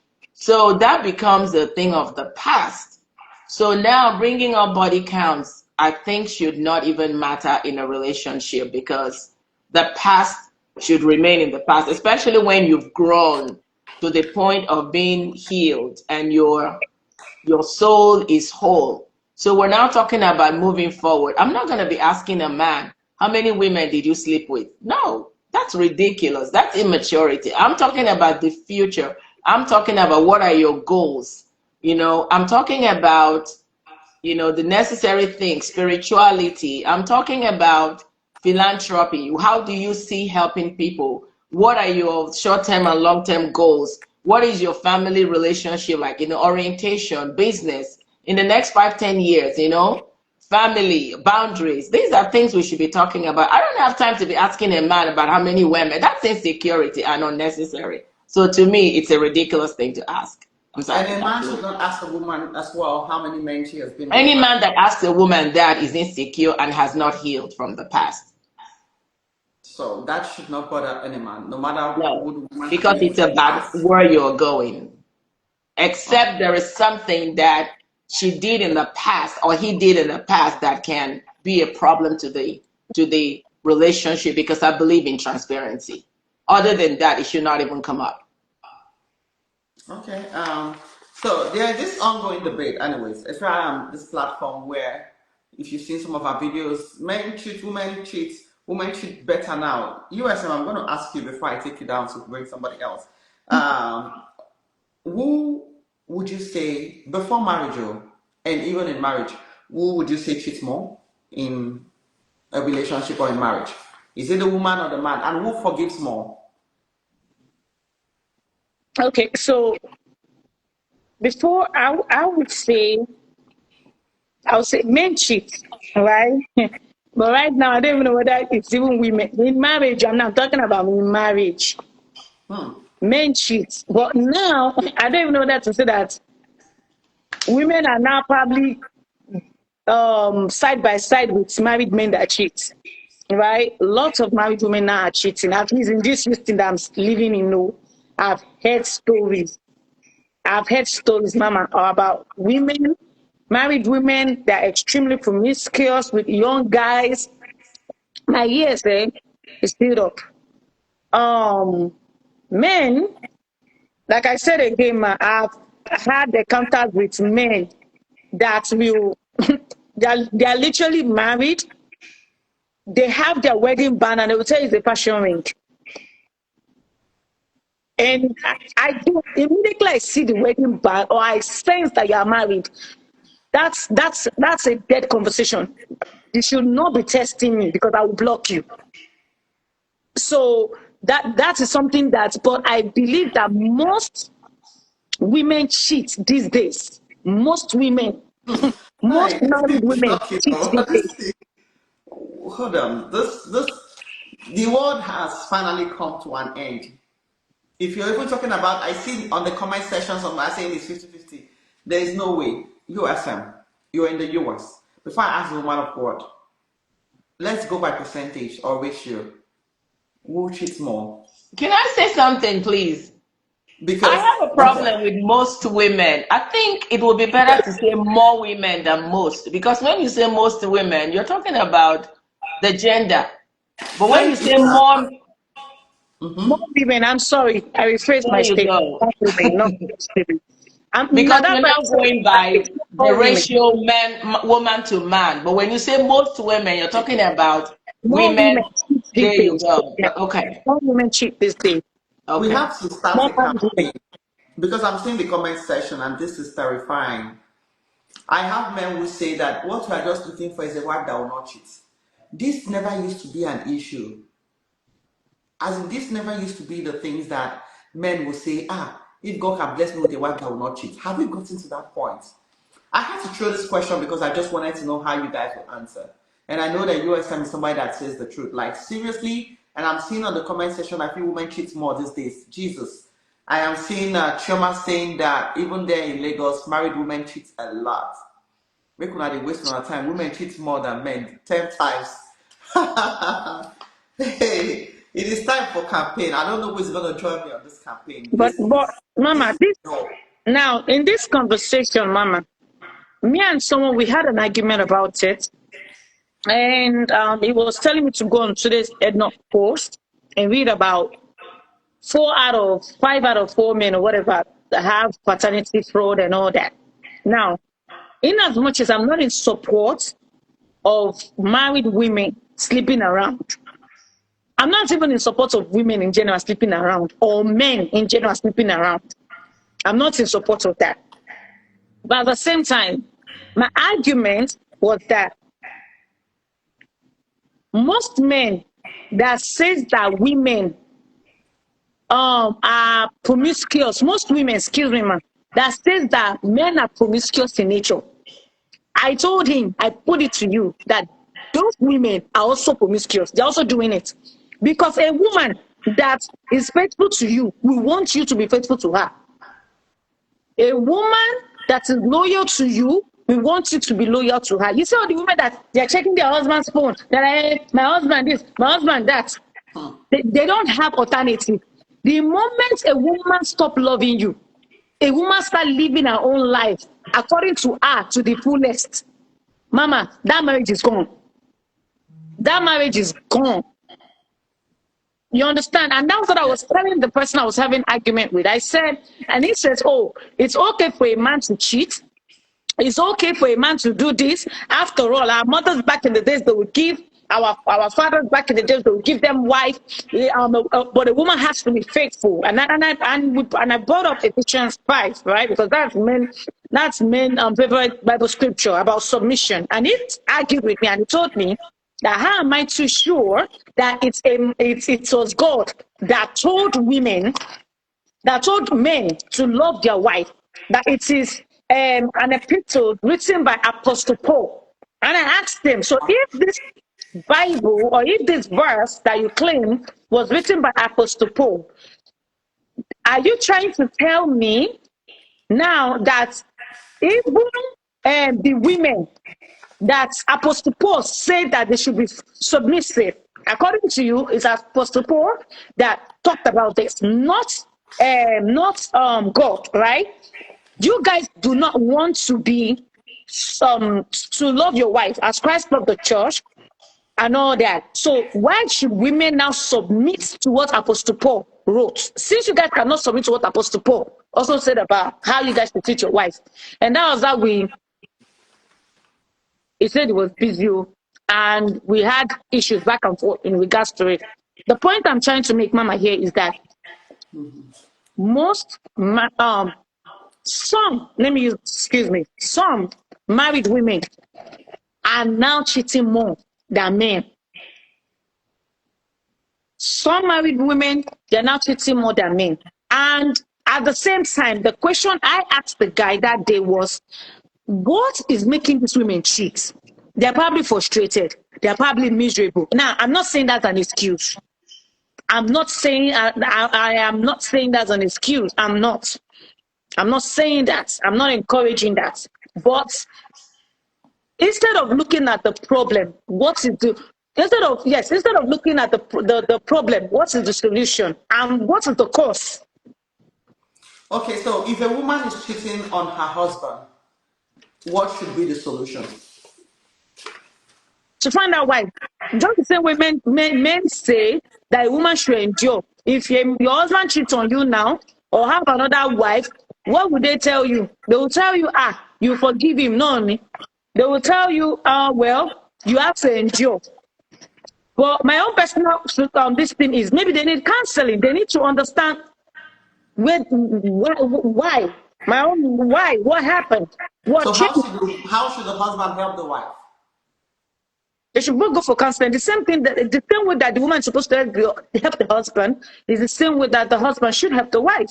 Are they not in partnership? Are they not married? They are married. So he should stand by the wife and help her.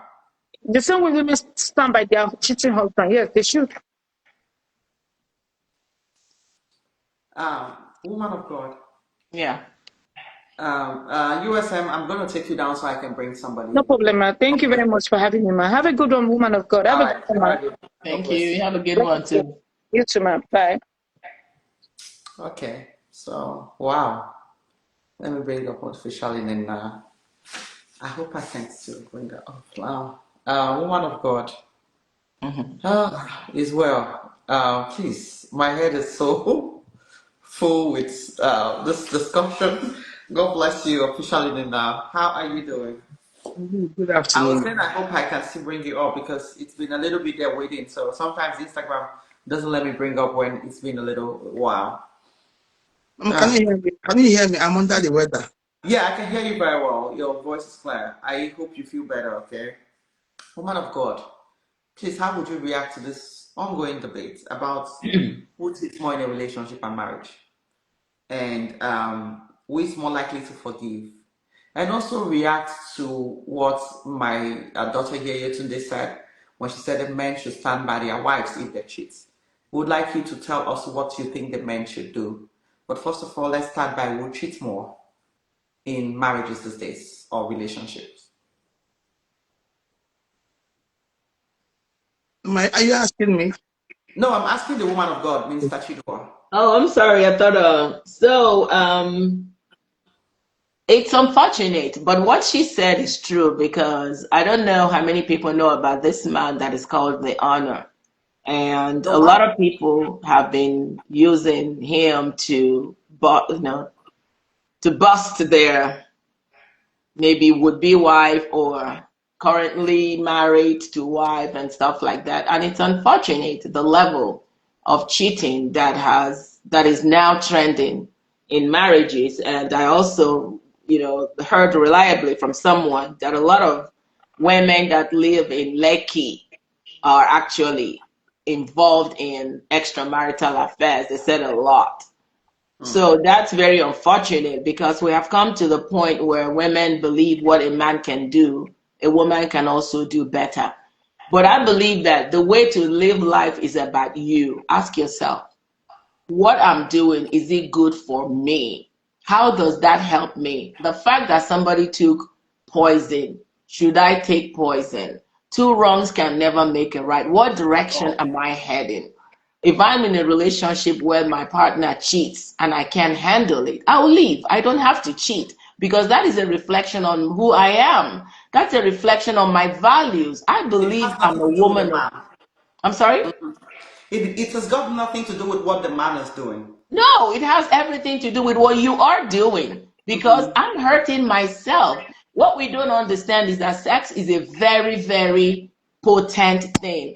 It's extremely good and it's extremely dangerous. This can destroy your destiny as a person. Remember that outside of your marriage, you still have a destiny to accomplish. So when you sleep with someone, you're building, you're creating soul ties. When you look at the Bible, God says, it's only when it comes to adultery and fornication that the Bible says, flee, run away, fly if you have to.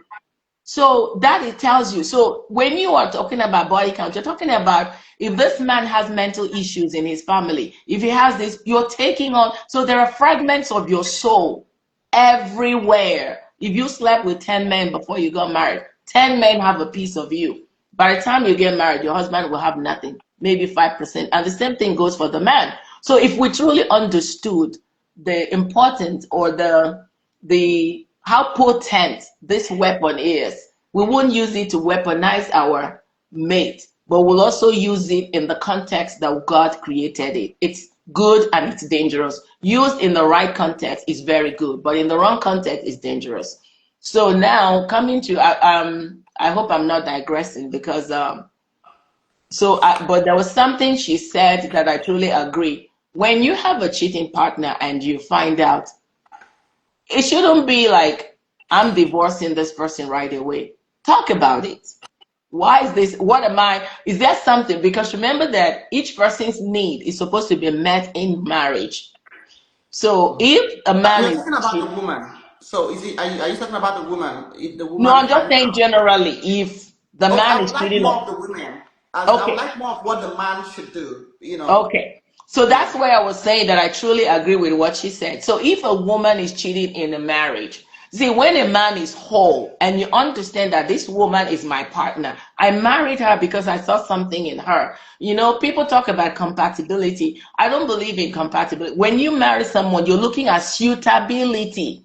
Is this person, because it's like you have a square shaped hole. You're going to get whatever you're plugging into it should fit into it. This woman fit into my destiny? Does she fit into where I'm going in life? So if you answer yes to that question and somewhere, somehow, something happens and your wife cheats on you, it's a terrible thing. But don't throw the baby away with the dirty water. Bring her down, sit her down. I'm disappointed. Let her know how you feel. I'm disappointed. Is there something missing that I didn't catch? Maybe you've gone too long. Sometimes the woman may break down and say, this is what happened. Some people have emotional attachment to their work, to their colleague. Why? Because the colleague listens to them more.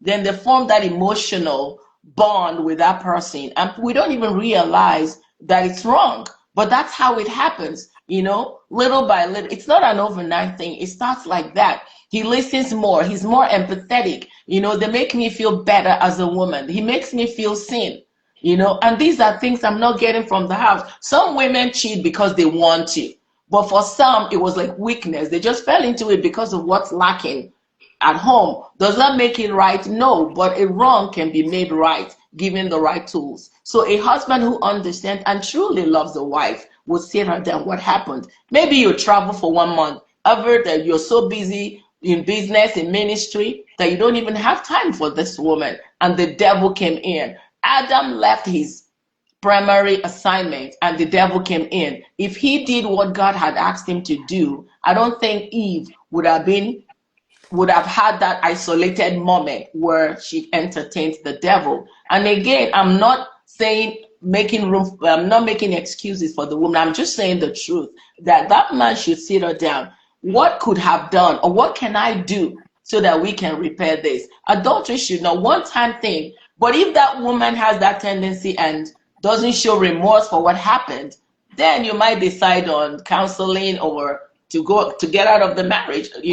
At this point, we can't tell the man what to do. But I think the first line of action should be communication. Women, please, I want to beg you again. If a woman should be associated with anything in marriage, let it be anything other than she is cheating on her husband. I can understand if the man comes and says she's nagging. Women can nag for so many things. Probably he goes out and comes back late. He's not making enough money. She has concerns. We can talk about it. But if the man comes and says she is cheating, I get so weak, I don't even know how to start. Please, it is not what we are known for. Like the woman of God said, it is no way, if you're cheating from the point or from the side of a woman, is no way associated with what the man is doing. Not lie. It has nothing to do with, oh, because the man is cheating, I cheated back. No. No, It's who you it's are. in her. It's not related to what he is doing. No. If the man is cheating, the Bible gives us the guideline of what to do. Either you separate, and if you know you cannot tolerate it. But as I see, most women can tolerate it because a man came on live and said he wants all the women on the platform, and none of them turned off their cameras. They all had it, they were waiting for him. Even when he said he's a Yahoo boy. But I know the woman we're talking about is not this generation of women I'm talking to right here. I believe that we can do better. I think most women should go to the point of self-discovery. Who are they? Jesus Christ. Who are we as women? Ofshanila, God bless you. Thank you for joining this platform. How are you? I'm good. Thanks for having me. Yeah, okay. You're welcome, baby girl. You're welcome.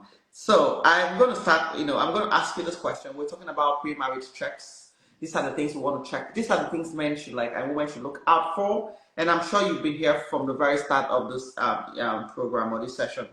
Now, as a woman, what percentage of a woman's income should be submitted to her husband as the head of the family? What percentage? 0. What do you mean by 0?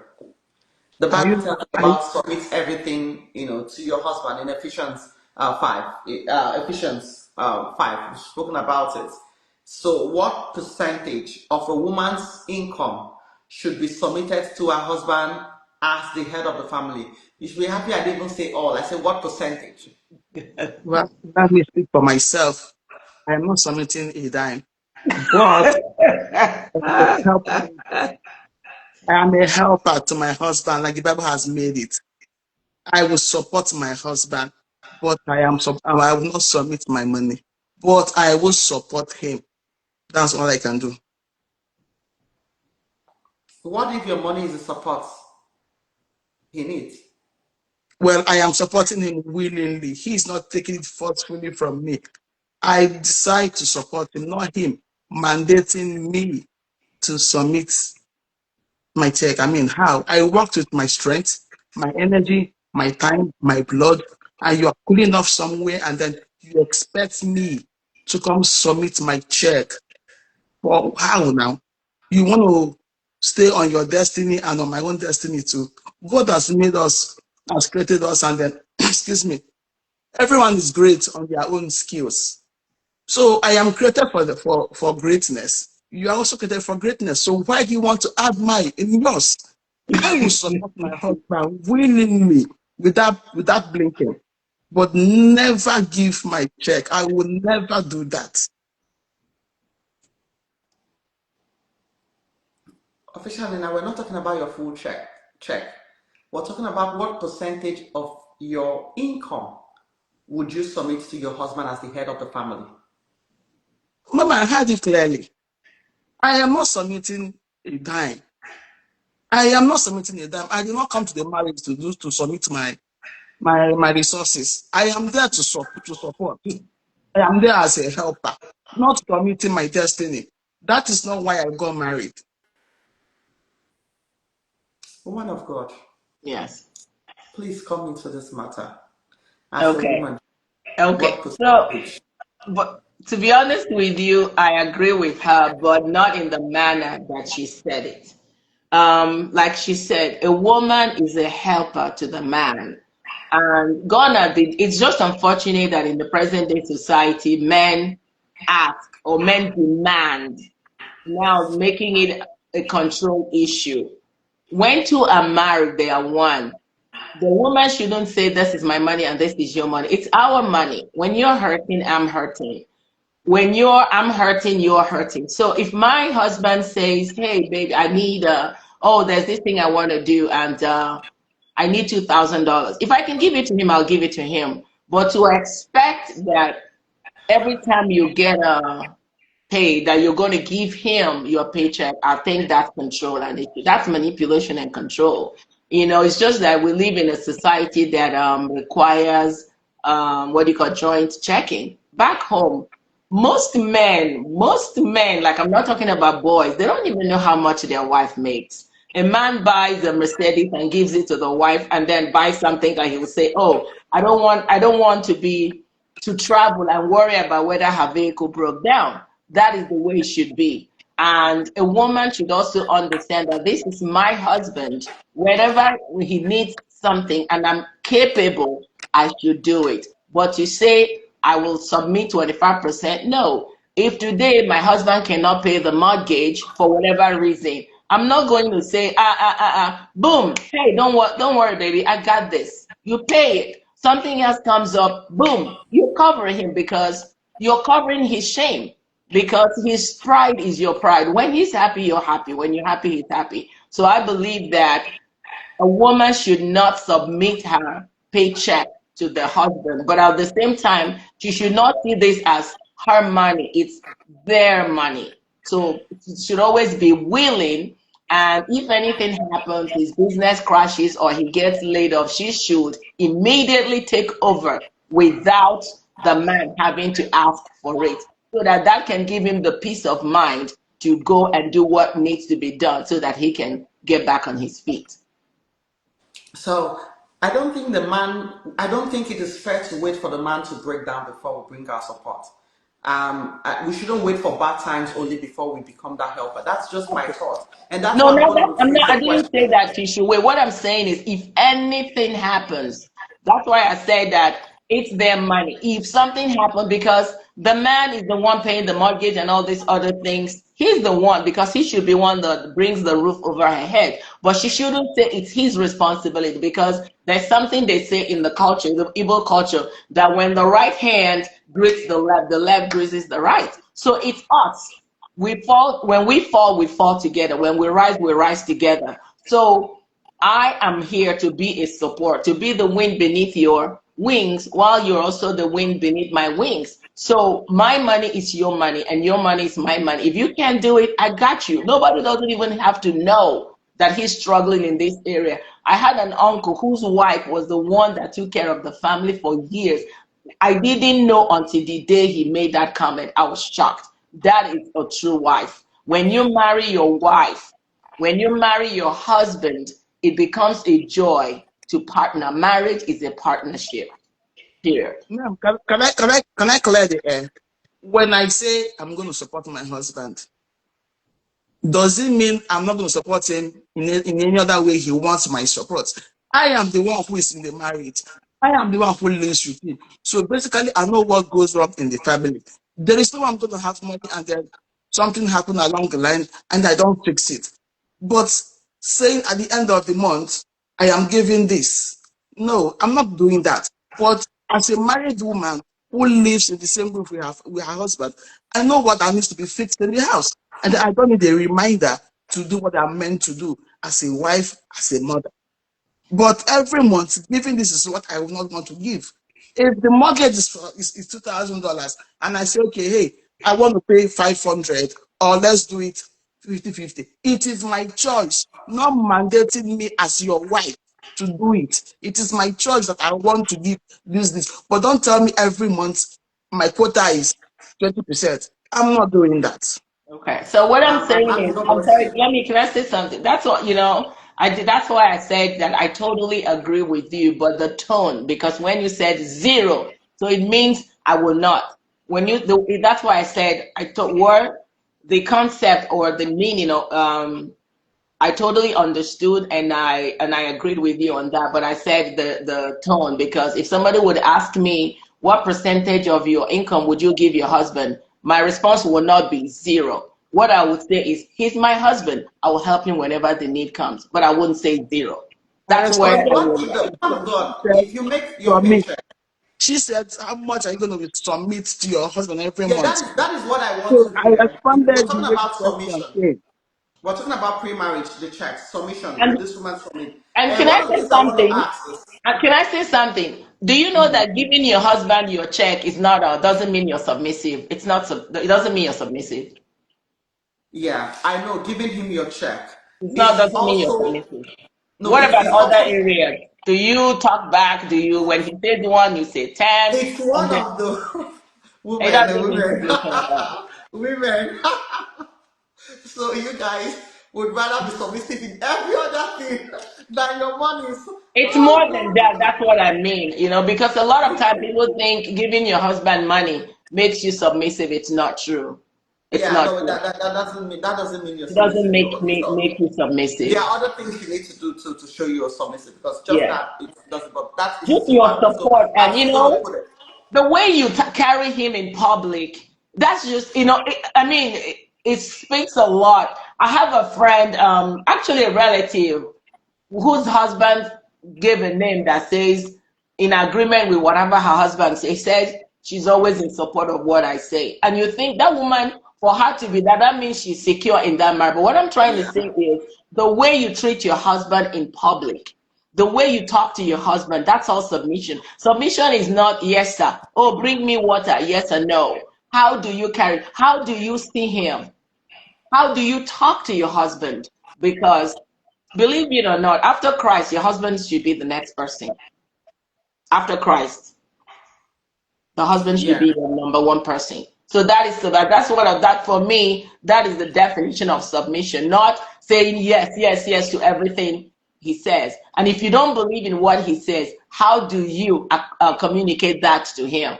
These are all to me more Christ is even referring us to our submission husbands before him. than So even the Bible is saying, go and submit to your husband before you say you're coming to submit to me as your God. So Christ is there, but he's saying this is your first prize. The husband is your first prize. Do that, and then you can come to me. And yeah. he comes to me directly. But let's leave that. I see where you guys are coming from if there is need. I'm not talking about if there is need. I'm saying if you are a woman who is making, you have your income in the family, he doesn't have to be falling before you know, even if he is standing and he's making his own money. So, what percentage of your income will you say monthly I am bringing into the family for the needs of the family? Not when, oh, he doesn't have, I have to bring. No, he has, he's bringing. But what percentage of your income would you be bringing into the family monthly, woman of God? There should be no percentage to it. I can decide. Let's say I have a business or I have a job that pays me 80,000 every year, and maybe every 2 weeks I make about 5,000. I can decide on my own. This month I give him 1,000. Next month I can decide 2,500.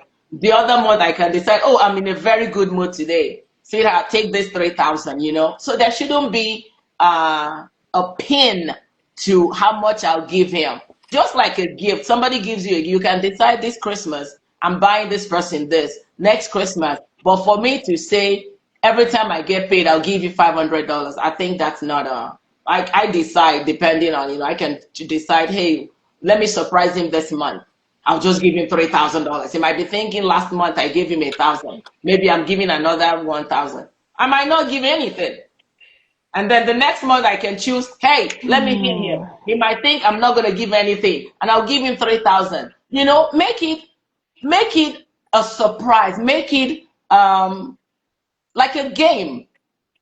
Because if you're happy, I mean, this is a marriage, it's a partnership. He's your friend. There shouldn't be a percentage. Just making it such a way that, like, Okay, let me put it like this. Okay. If your home monthly is run with $7,000, you make an income, your husband makes an income. Mm-hmm. How much in how much monthly would you bring towards running the home? There's utility, there's mortgage, there's insurance payments, there's everything about the kids. And when you sum everything, is $7,000 a month in the house. What percentage of that money would you be bringing monthly? Even when you're not asked, you know that this is my steady Okay. contribution to these Now, bills. okay, so I can't say I'm going to give you 25. I can decide, hey, you know what? Just leave everything about the kids. I'll take care of it. Or the food, I'll take care of it. So I think these are things also that you should decide or agree on before you even get into the relationship, because now we're thinking about getting married and someday we're going to have kids. How parenting, what are the parenting styles we're going to adopt? Who comes into where? What are we? And I can decide, hey, you know what? I'll take care of my kids because I know the kind of clothes I want them to wear. Or I want to do this, leave the food aspect to me, focus on the rent, leave everything else to me. So it all boils down to that compatibility and then you having that agreement. But the thing is, some people just focus on love, love, love, and they don't go into this premarital agreement before they get into the relationship. And now somebody is making an assumption or an expectation that throws the other person off just because they never talked about it. Let me give you an example. Years ago, somebody had wanted to introduce someone to me, and I was like, I wanted to know a little bit about the person. This was a long time ago. And he said the guy was married before, Nigerian guy, but was married to an African American lady. And I said, so you seem to know, how well do you know this guy? Oh, we know him very well. He's a nice guy. So what caused the collapse of his former marriage? He wants kids. The woman didn't want kids. Do they talk about it? So how can you go into a marriage with a woman and you didn't discuss kids? Something this crucial. You never Mm. discuss it, but then they get married and the woman doesn't want to have kids and the man wants to have kids. So they decide to separate. So these are things, there are some big issues like spending. Are you a spending spree? Are you the one that once that money hits you, you're hitting the mall or you want to travel the world? So these are things, what is it about the house that you can help out with? Because you're there to support, like she said. So not necessarily saying I'm going to give you 10% or this, but everybody should have something that they're doing. Okay, I'm Ami. God bless you. How are you? I'm good. How are you, man? Good. I'm going to ask you the same question. What percentage of a woman's income should she submit to her husband as the head of the family?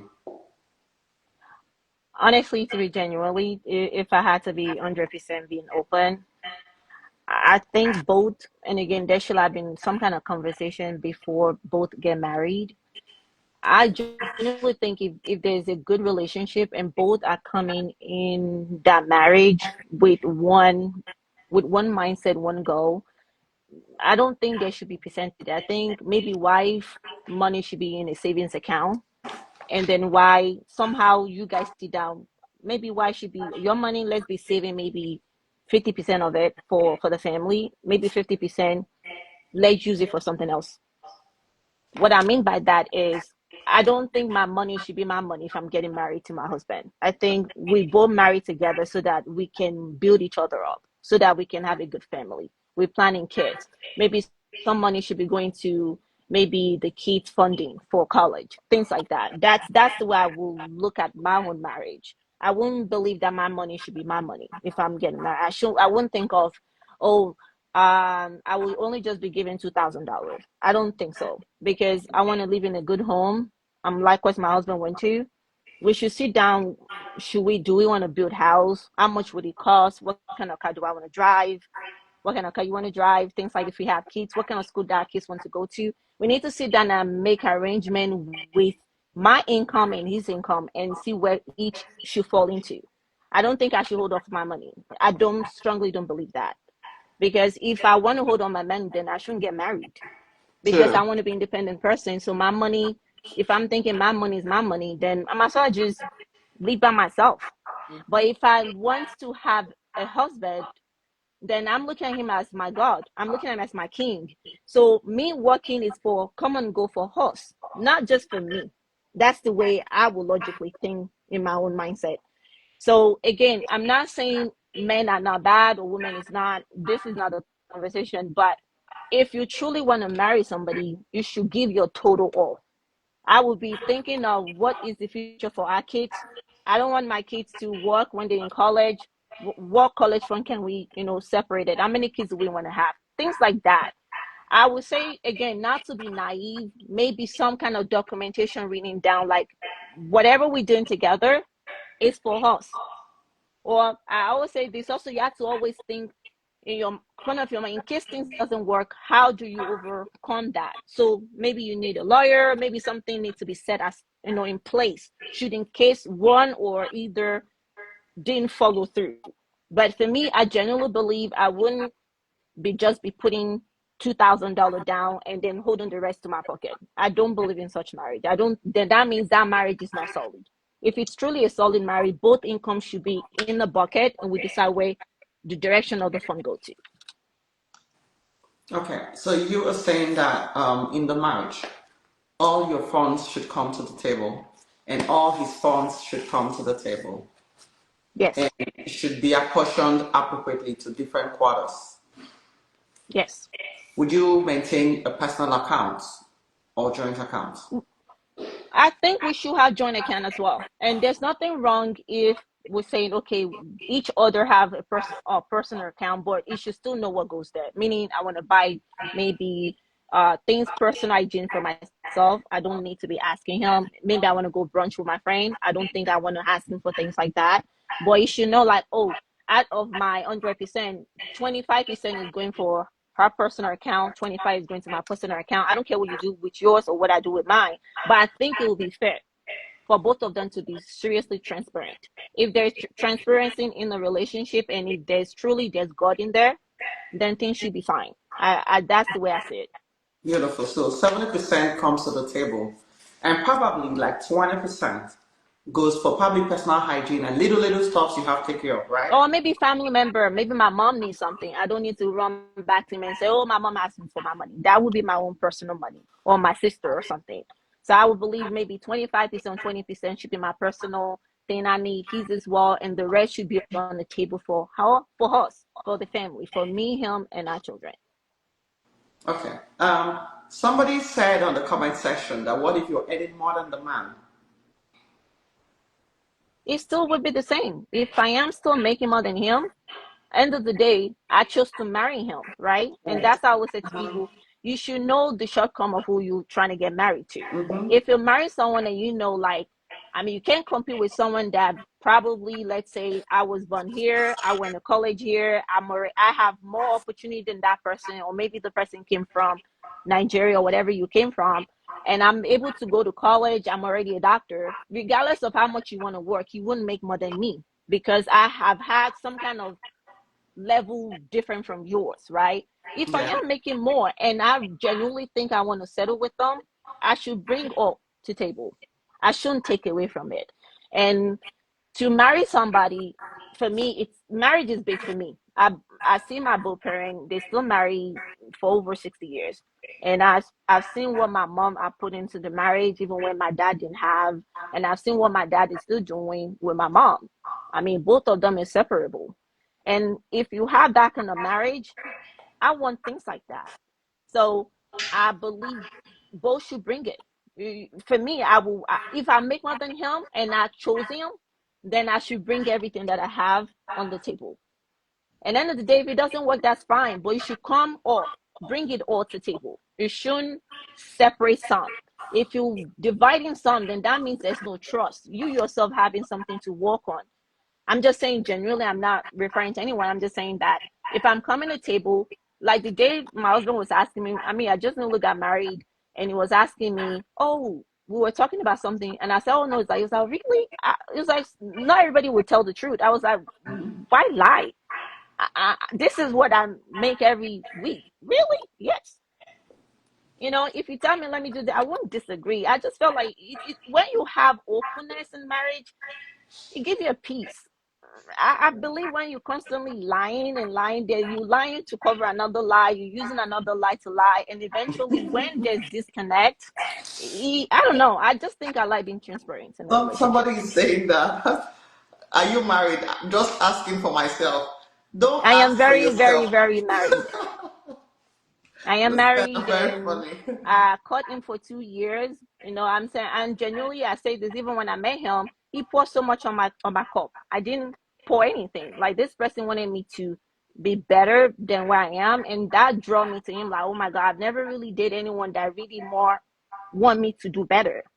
Like, want to oversee my expectation in life. So, I mean, if you meet someone that want you to also succeed, then why not make it transparent with that person? Are there key virtues you see in a man to this? I love what you said. And you said something, you said that if it doesn't work out, so be it. But you did, bring your all. It's only few women of faith that'll say that. And I am so happy you did say so. Because one of the things that, especially those who are previously divorced, like, you've had, terrible this in the past, they tend to be, to be afraid to submit all to the person they are meeting, Well, based maybe the on person is things not their him, past. maybe the person hasn't healed. Like, for That's me, when my exactly marriage, what when I'm my first saying. one ended, I went to therapy. I went to go talk to someone. I had to go get help for myself. I took time from dating. I focused on my kids. I focused on back to college. I wanted to get certification on some things I need to be able to start earning money, because I was a full housewife. I wasn't working, so I wasn't earning Wow. anything. So again, I had to give myself 5 years to work on myself before I started saying I want to date again. So again, maybe people just jump into another relationship themselves are not healing themselves, because you have to heal yourself.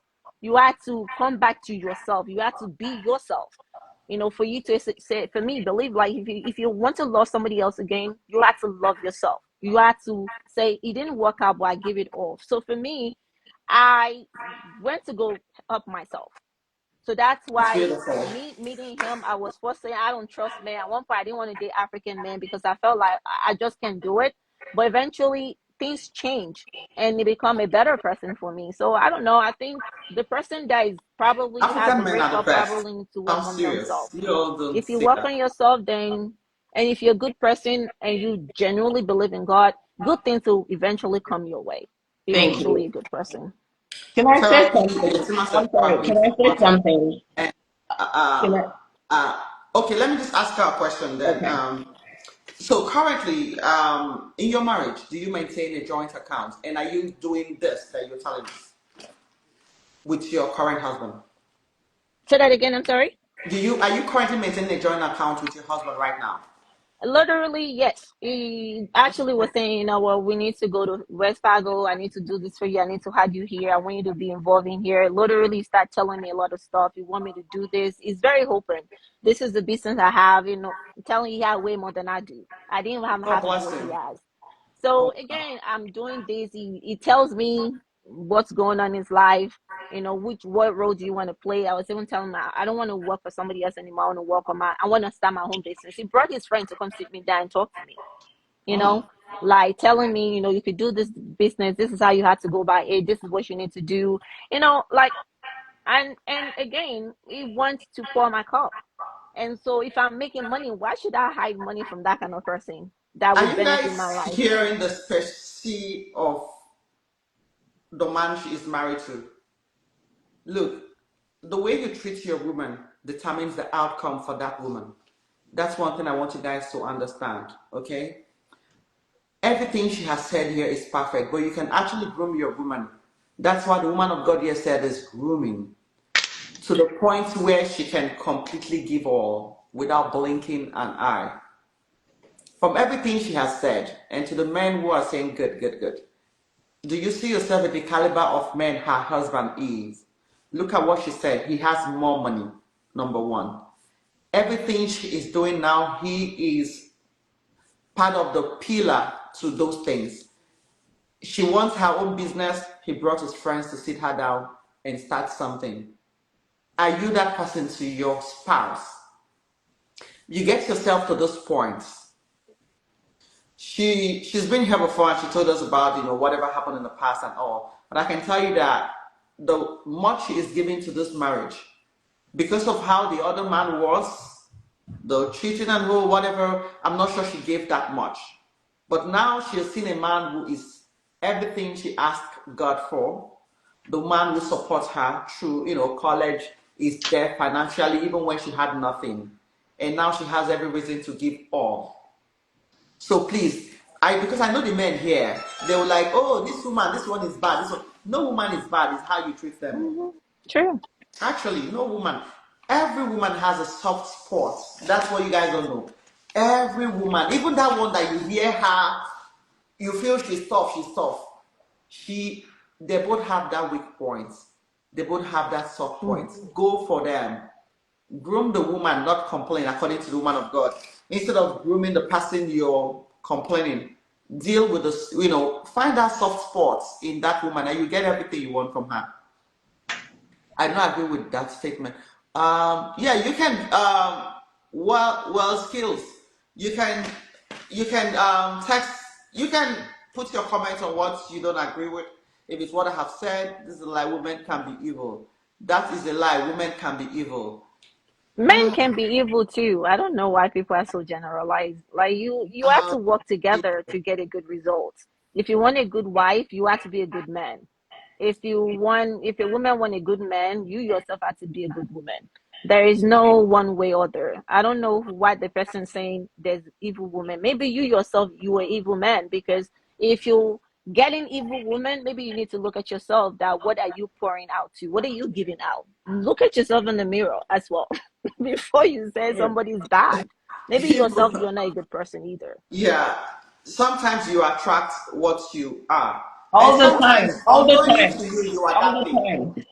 You attract yourself. Yes, you attract yourself. Yes. You attract yourself, but sometimes you're not even aware that this is who you are. There are some people that don't. It's a mirror. That is so sometimes you don't even see that.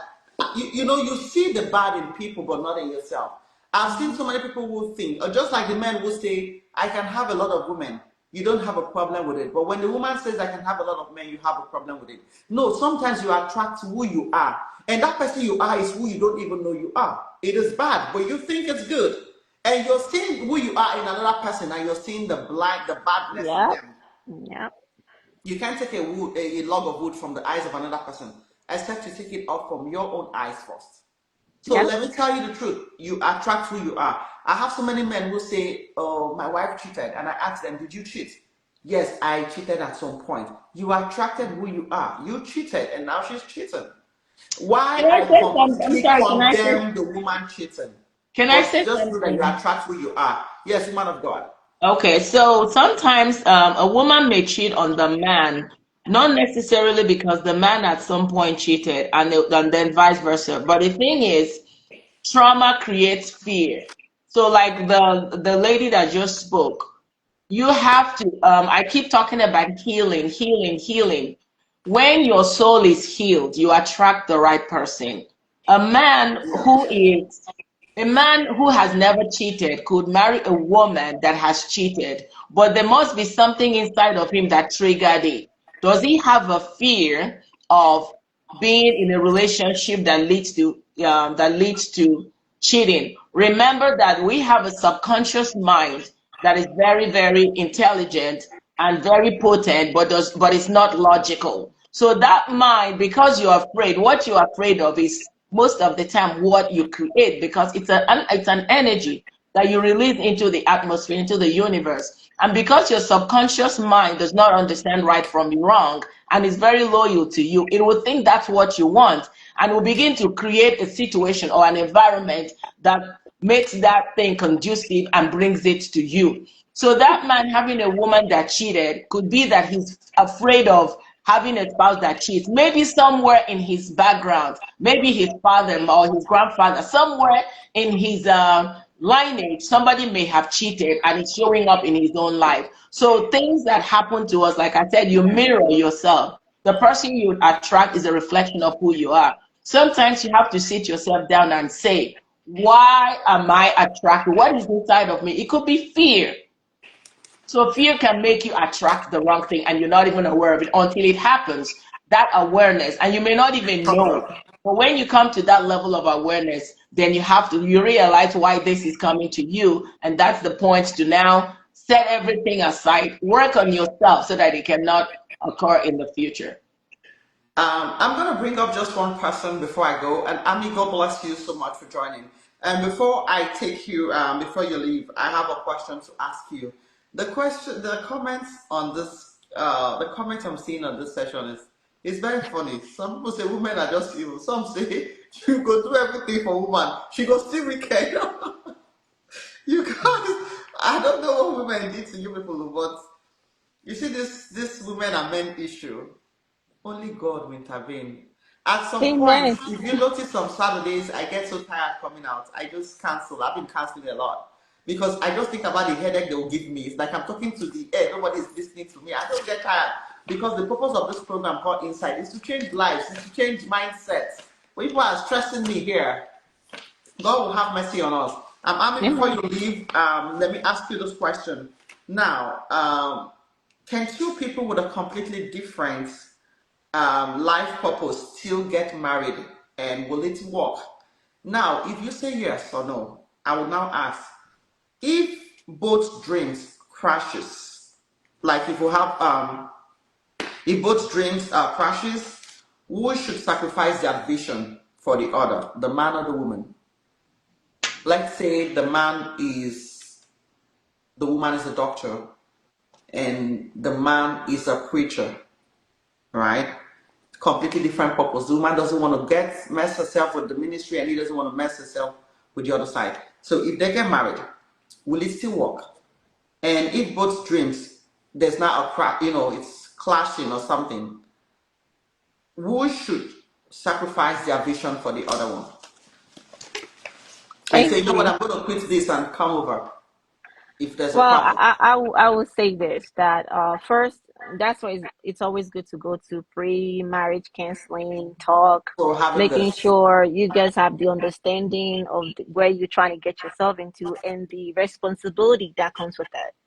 Mm-hmm. You really want to talk so both of you understand your role in that marriage. Mm-hmm. If if my husband is a preacher and I'm a doctor, it would determine if we have a younger kids. So let's say I have a 2-month-old baby and the younger age, I probably would change my hours to accommodate my kids. That's why I look at it. If my kids are younger, I'm not going to leave my 2 months unborn baby to my husband and say I have to go to work. So if my kids are younger, it's my responsibility as the mom to cater for them. I strongly don't believe a lot in getting a nanny. I carry the baby. My job is to nurture my children. So I will reduce my hour. Say if I'm putting on 40 hours a week, maybe I should change it. Then I have to sit my husband down. The other finances, are we going to maintain our lifestyle? Because if I'm changing hours and your job is not bringing a lot in, what do we need to downgrade? Because we need to sit down and make that decision as a husband and wife. Because if I change my hours and you can accommodate your own type of lifestyle work, it's going to affect us. Then let's see what we need to change. So we need to change home and downgrade our home from what we have. What do we need to change? And also, because being a pastor doesn't mean the person is not doing a job. Maybe do you want to put on maybe a work, something else you could do to accommodate our lifestyle? That's the first thing I look. Do we have kids? If we don't have kids, then it will be us going to go sit down with a professional person and talk about it. Because again, it's all about our lifestyle.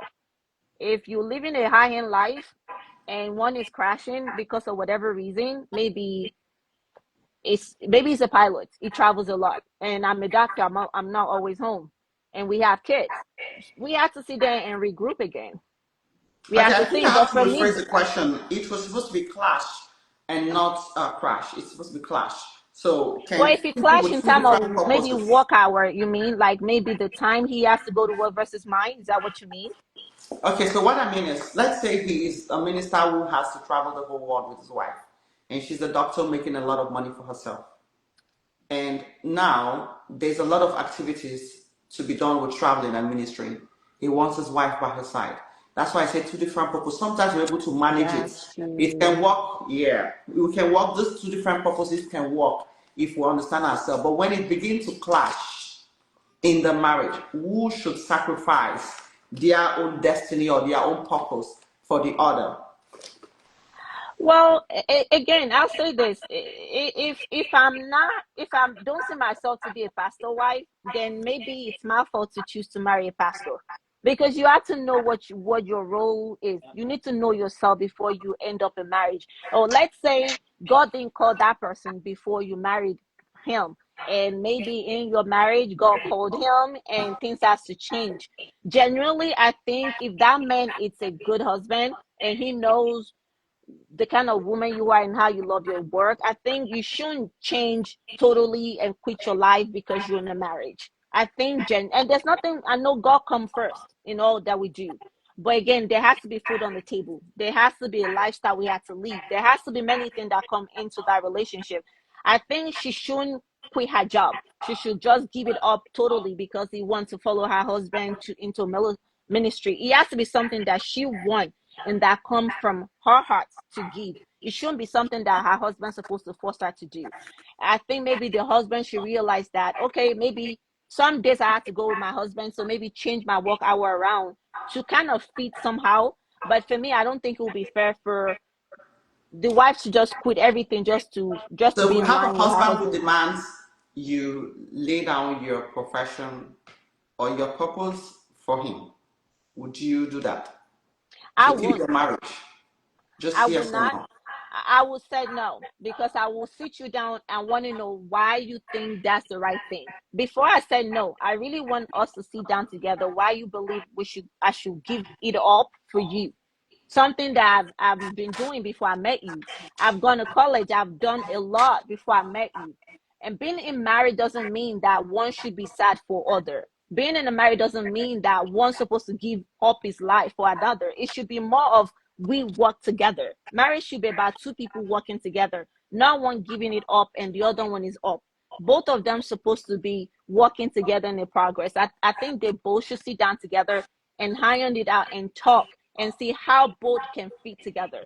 I don't think I'll quit my profession. Like only reason I quit my profession is because I had to give my time to my kids. I have The to bring kids this need Wale me up more. Wale is going to come up. The because kids, if he's just trying to bully the women here. What is wives uh, choosing when they want to be wives after taking the oath? I think I'll bring you up before I leave. I wanted to close right now, but I'll just bring you up before I leave. for me, again, being a wife doesn't mean you have to give up all your own destiny and your own life and your own pride and your own happiness. The purpose of marriage is two people to work together. Purpose of marriage is two people become one. There should be some kind of conversation that's supposed to be in place. And if a woman has to give it all, it will have to be because the kids are more younger and they need more in the home than dad. Will be why I would say women Yeah. should quit his job. Why would you quit your job? If marriage doesn't work out, where do you start from? Just like my example I was saying, I didn't work at one point. I quit my job because I felt like that's I what have to women get my should do. charger. Just continue. And end of the day, I have to start over again. I think you shouldn't quit. I think the woman should still have something in place what they're doing. Maybe it might not be a full-time job, but have something going for you. Have a little maybe business on the side or something that you're supposed to be doing, but not literally give it up. If the husband, let's say something happened to the husband, where did they start from? You have to always think for future as well, not just now. You have to make plans for future because God forbid maybe the husband got sick or something happened and wife is not working. She gave up all her life, give up all her profession.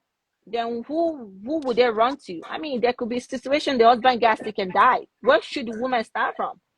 I think women shouldn't give up all everything in the name of marriage. I think there should still a progression of her being progressed in the marriage, regardless, even if the husband said, change some pattern for me. You can still change, you can work around some things, but I don't think she should just give it up, everything, in the name of I get married.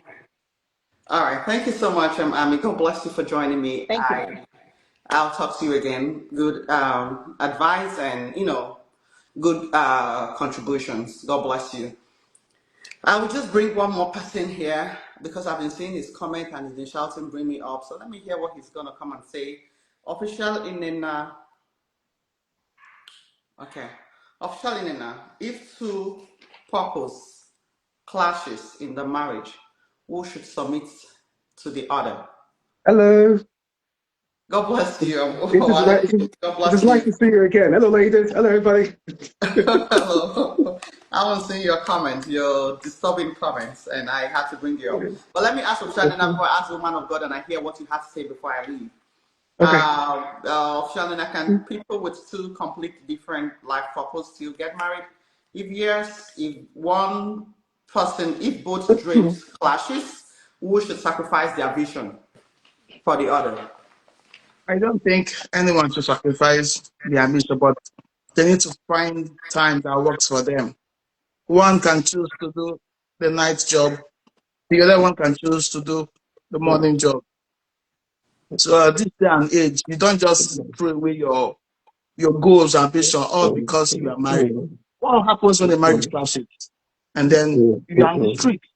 So when you make decisions, try to be smart in every decision you make. Shanina, I understand. So we're not talking about like night job, money job. When this vision clashes, there's expectations from the husband, and he wants you on the other side, or wants to stop, certain jobs and everything. If he's demanding for it because he feels like it's affecting his own purpose. I know a woman who had a program she was doing, and the husband felt that the program did not align with his own program. His own ministry. He felt like the two no align and wanted her to stop. So if this happens, who should sacrifice theirs for their husband? It depends on the individual. Left for me, I'll find out time that works for us. I'm not quitting so that you can go on with your goals. Okay, let me use myself as an example now. You people are stressing me, so I want you to let me just use myself now. I host this podcast.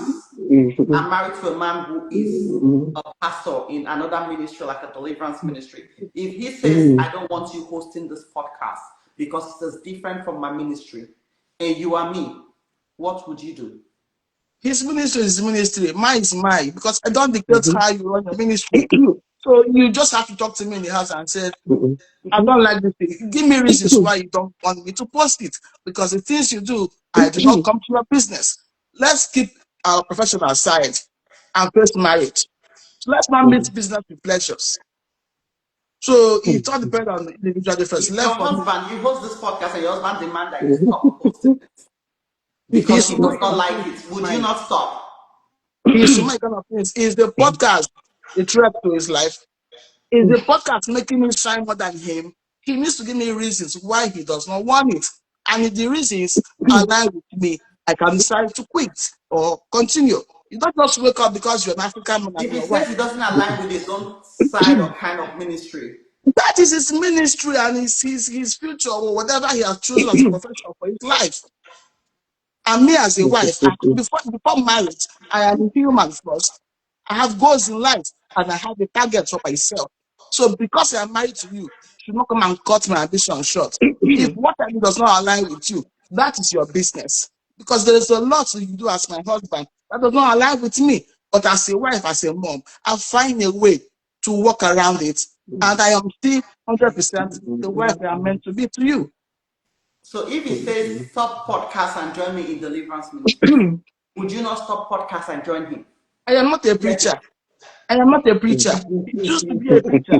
I am a nurse, a trader. I am not packing up to join the ministry. Now you God call. God did not call me. And when God calls me,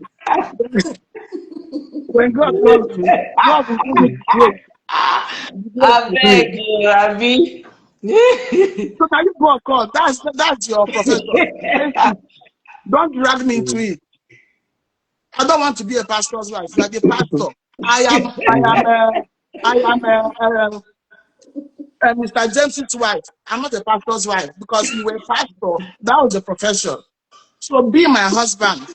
not a part. Don't drag me to ministry. And I'm not dragging into my trading business. It's as simple as that. When we come home, we'll become husband and wife.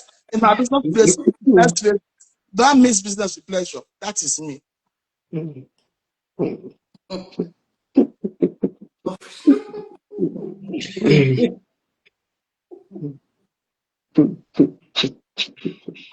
Yes.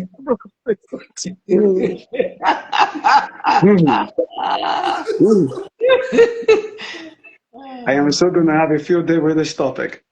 For real. Your suspension is for 2 weeks. This is all I can tell you. Because I just told you guys, don't make me come and laugh so bad that I have to bring out some tears on this podcast. Your character is very bad. No, Mama, let's face reality. Do you know some of our men marry women from the other places? They never put all these things on them.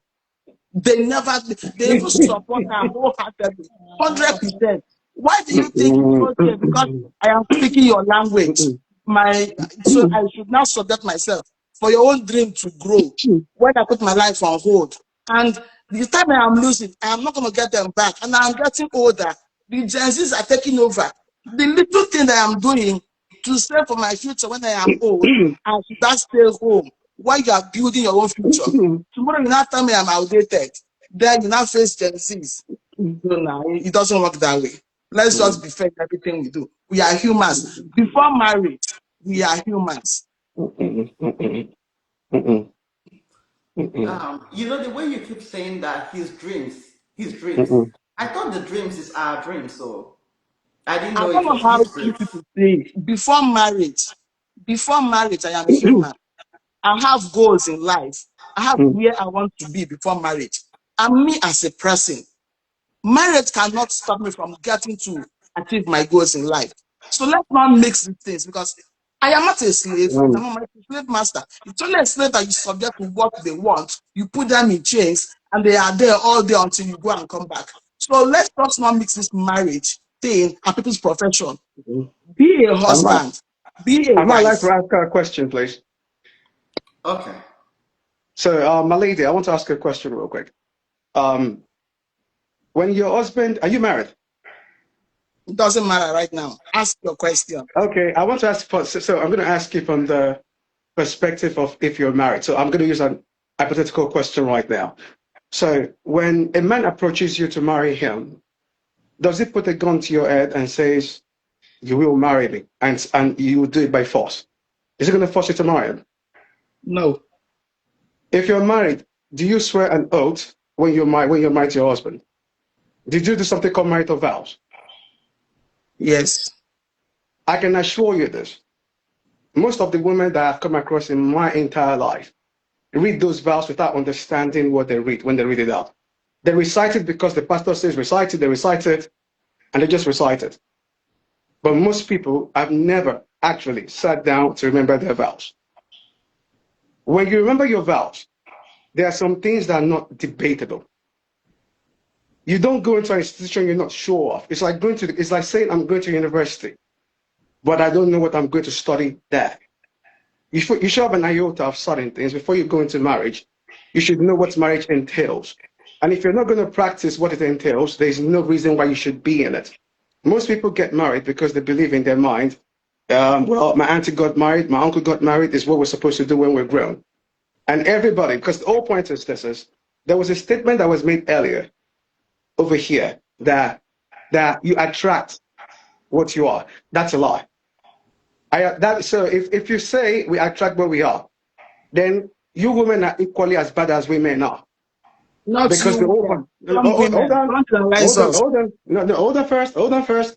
Remember the statement again. You attract what you are. Yes, I still believe in it. Sir, the reason why I don't believe in that statement is this. There are a lot of women out there that have been so good. Because the part people fail to understand is this is, even though two become one, you're still two different individuals. You can only dictate what you will do. You cannot dictate what the other person would do. You are in control of your actions. You're not in control of the other person's actions. There are so many good men out there. There's so many good women out there who married the total opposite.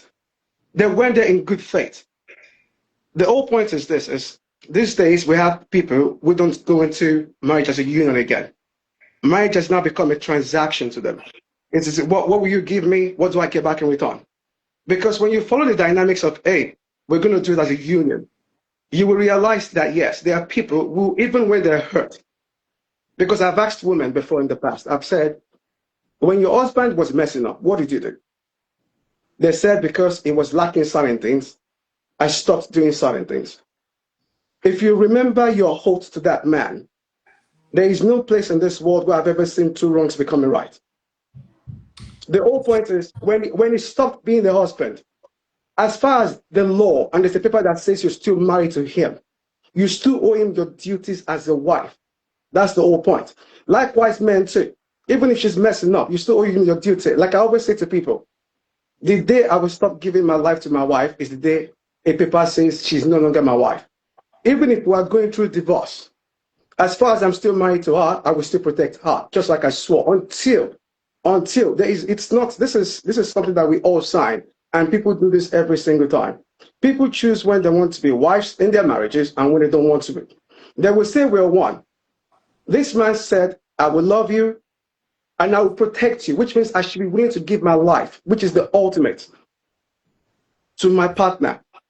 So I cannot give my life to somebody that I cannot even say this is what I want in my home. If I tell my woman comfortably that, hey, now in my own case, this is what I would do generally. As the leader of the home, I should be able to tell my wife, hey, you should step down. Let me do what I'm supposed to do. Now it is subjective. Subjective in the terms of, in my case, if my woman earns $200,000 and I make 70,000, financially it makes no sense for me to tell my wife to quit. All because I think I'm the man. No, I would not do that. I would rather step down and take care of those kids. And she does what she needs to do. Like I always say this, do what you have to do as far as you're married, and you stay in your commitment. When you stay in your commitment, we don't need to be debating about certain things. I would not do this, I would not do this, I would not do that, I would not do that. All those things fall into place when again, it's not a union, it's a transaction.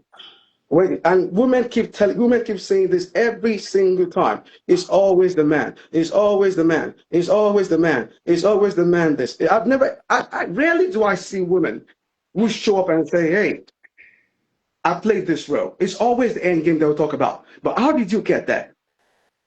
It's never, most times, maybe I've met a few men in my life where I've heard them say, oh, I played this role. But yes, we got here, he did this. But this is the role I played also.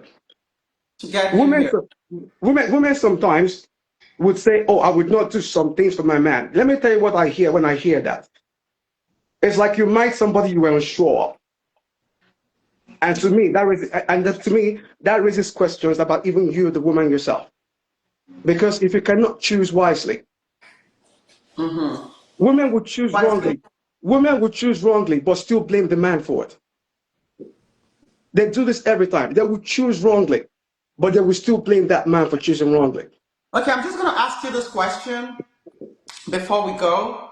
What are the categories of men a woman should not choose from? The kind of men you would say a woman should not choose from? Because you're a man, that's why I'm asking. Now, you see, that question is very subjective also. Now, the reason why I said so is I would not say that a woman should not choose from, because, again, we are individuals. What this madam here would not take, the madam up there might decide to take it. So I cannot put a general answer to that question, because, you know, a broken clock is correct twice a day. So even bad people have moments when technically they might do something good. So, and there's somebody out there who would say, well, I know he's this way, I will still take him. I know she's this way and I'll still take her. So if I say this are the kind of men, or naturally, the only one I will speak about is this simple, is men that are violent. Number one, stay away from them. So, you know, this topic today is pre-marriage checks. And, you know, as much as we want to say you cannot, every woman is different. There are just some things that everybody would look out for. Mm-hmm. Aside if you're sensible and you know your what or what, as a woman. So I would still ask the question like this. As a woman, what are those things pre-marriage you think she should look out for and not take? The categories of men the woman should say, you know what, now this is gonna be trouble later. Yeah, but you know what I said. What I said now. For instance, I've met women in my life here who said, if my man cheats, it's okay. As far as what? As far as he's a good husband in the house and a good father.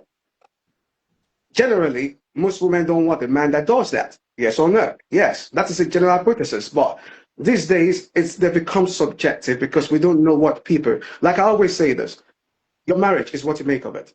What works in your home. So people these days have come to start learning how to define what their marriages should be like. So we have a general hypothesis of what marriage should be. But these days, I don't even know if they really work again. Because these So days, what are the category of men you think a woman who wants a happy home should not choose from? okay, if I want to put it that way, okay, for example now, no violence, number one. That is a no-no for me. Stay away from man that's violent, period. And women Violence also. how? Hitting or? Yes. Okay. Physically violent. A man or even a woman, just stay away from them, period. No woman should hit a man, no man should hit a woman. Number two, men or women that are emotionally unavailable. Because that's very, very important. When you go with somebody who is emotionally unavailable, you guys will never function properly. Because sometimes if you try to reach out to that man and you're trying to speak to him, because emotionally he's not right up here. Everything This is number you say to one. him, This thing is number everything one. everything you say to him is a whole bunch of mumbo jumbo. Yes. So, and women too. Imagine trying to go to a woman who is not emotionally unavailable. There are some things that you would do. You haven't seen where you will buy a rose for your woman and she will look at it and she will go like, what the hell is this? To her, to you, it's a kind gesture. To her, she's looking at it like, so what am I supposed to cook a fork with it or what? So it is very, and then, an emotionally available man will always want to listen. Likewise, a woman too. And your happiness will always be a priority to them. But when they're not emotionally, trust me, you always have issues. And that's the worst kind of person you can be with. It is very, very important.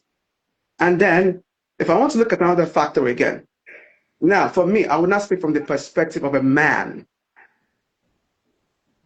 I don't think I can be with a woman who is not willing to let me lead.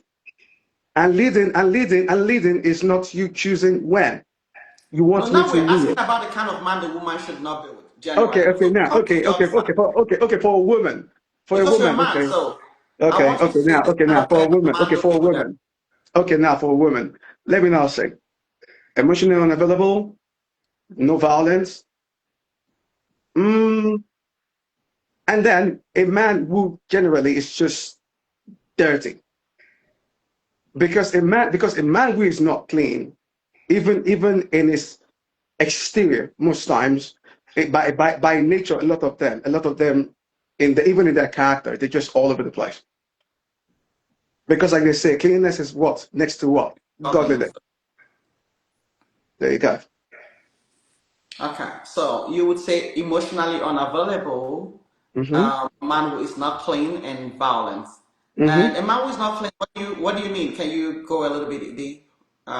In what Pardon me? aspects? Repeat A that man who is question. not clean in what aspects? Like Now, clean. like for instance now, in general, like if you go, like they always say this, if I come to your environment, just being around you, maybe I come to your house, how you portray yourself out there in your dressing, in your outfit shows an idea of the kind of person that you are. So when I go visit somebody, I go visit a man who generally I can tell he can't even take care of himself. He can't even take care of his surroundings. Yes. Okay. So you have an idea. Women should not get married to. To me personally, those, and then a man who basically would not stick to his words, because Now, the reason why I said a man would not stick to his words because it's also important. Now, me personally, when I meet somebody as a man, the first thing I usually tell women is this: "Come as you are."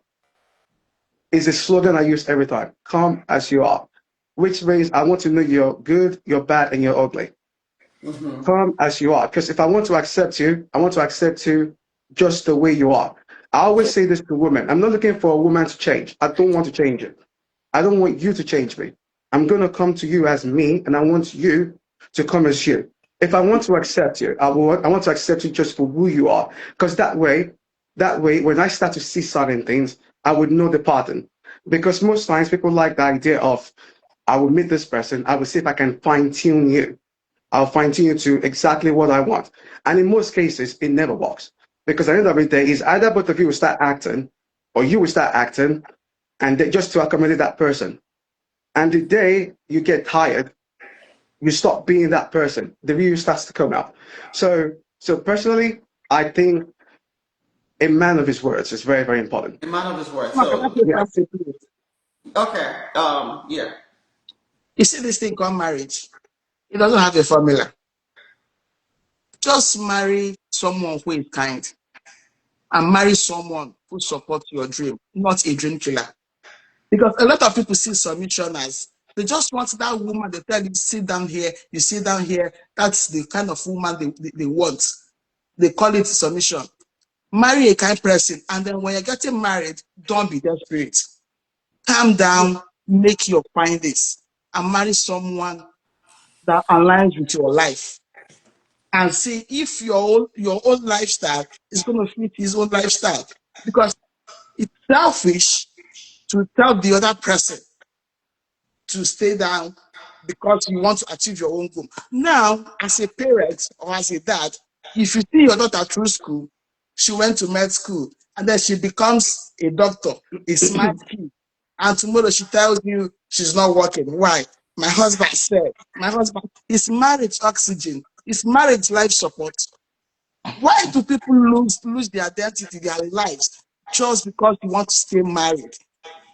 If people should make it make sense, because I'm not getting it. Why do African women are the ones you subjected to what you want them to do that aligns with you? But when you marry the Europeans, you support them 200%. You are the babysitter, you are the wife, you are the husband. When it comes to African women, you let go of everything. Well, I blame the women who are giving the men the power to do those things to them. Because some men feel like I am the bad one. Well, I married my type. And it simply means I'm not your type. We can't be in the same roof. And I am. When in my 20s, I had a lot of shooters. But I looked at them, it's not what I want. They will not support my dream. I let go. So when I found the one that I knew would support my dream, would help me fly, I made my choice. And it has been peaceful all this while. So you women that wants to subject yourself because you want to stay married, even when they punish you, they abuse you, they cheat on you, you still want to stay. Kudos to you. Me, Nena, I am not such a person. Marriage is not giving me oxygen. Will never give me life. Never. Yeah, but Marriage yeah, is but true. Either you are in or you are out. It's not that yeah, hard. but you said something just now, based on your words, how you ended it. You said it's either you're in or you're out. Mhm. But listening to you also, I would now start picking your words one by one, and I start to bring out some points from even your own statement. Again, people want to call themselves married, but want to define when they want to be a wife or when they want to be a husband or when we want to be one. They will, because I always hear that thing every time. We're one. They're one, but they still do things in twos and decide when they want to be one, only in certain aspects.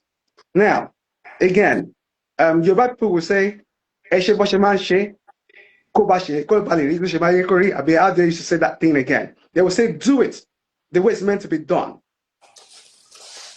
so that the results will come out the way it is supposed to come out.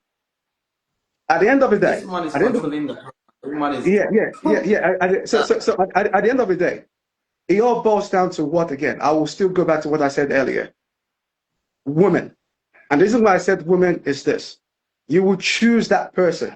Again, when a man comes to you and says, will you marry me? When you're saying yes to certain things. That's why I say women sometimes say yes without having an idea what they're saying yes to. If you're Not saying all yes to me, women. Not when I said no, yes, no, I have no, an idea but of hold what on, I was going for. Not all women. Some but hold on what you're saying yes to, you understand the idea that, hey, I'm saying yes to him because I love him. I'm saying yes because I believe enough in his judgment that for the family that we're about to start, it would do right by the family. Your choice. Again, that is why that question is a yes or a no. Will you marry me? You have the right to say no. If you quickly think, I'll go like, okay, it seems like everything that I would want to trust his judgment at that time is not enough. You have the right to say no. You don't dive into the ocean and start crying, oh, I'm wet, oh, I'm wet, oh, So I'm because wet. when you marry him, you have to trust his You judgment. when you Now you when have you to fall when in place. you wait, see, when you marry him, it's a choice thing. Once you say yes, you have to go by everything that entails you to be a wife. It's a choice. If you And don't what are trust those that Okay, things? action, Vincent, I'm then sorry, I need to. I've been listening all this while, but I totally, okay. totally disagree. You said when you say Mm-hmm. yes, you go with Mm-hmm. everything that makes you a wife. What if he decides to steal? So you should go with him because you're a wife. You know, I will that's still why say at that the yeah. beginning, that's why at the beginning I Mm-hmm. spoke about alignment, core values. Mm-hmm. If my value and your core values and my core values don't align, which means we're not heading in the same direction. So your dream should complement my dream, and my dream should complement your dream. So that Man, should be the number one thing for to be man, you've even lost in a the point. relationship. Man, you've lost the points right here. And the key point is this. You said something just now. If it's so. The whole point is, I always say this every time. There's a difference between doing what is right. Again, doing what is right and going by your emotions. My question is this is still yes, like you said just now.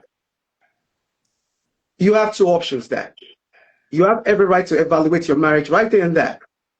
That my core values has changed in this marriage. Should I leave if I am not contented? If you want to leave, then leave.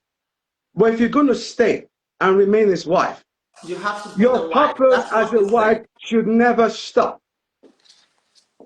Should normally you Let's never see keep that it stop. while you women are the And have. it's one a play, now. it should not stop. There is no reason. That's why I keep telling people. When people say, my husband did this, I usually ask one question every time. Mark, And the question is this simple. My question is this simple, and it's this way. I usually ask, did you stop being a wife? What did you do after what he did? And Mama, they you will see tell why I me, say women are the one something. enabling men.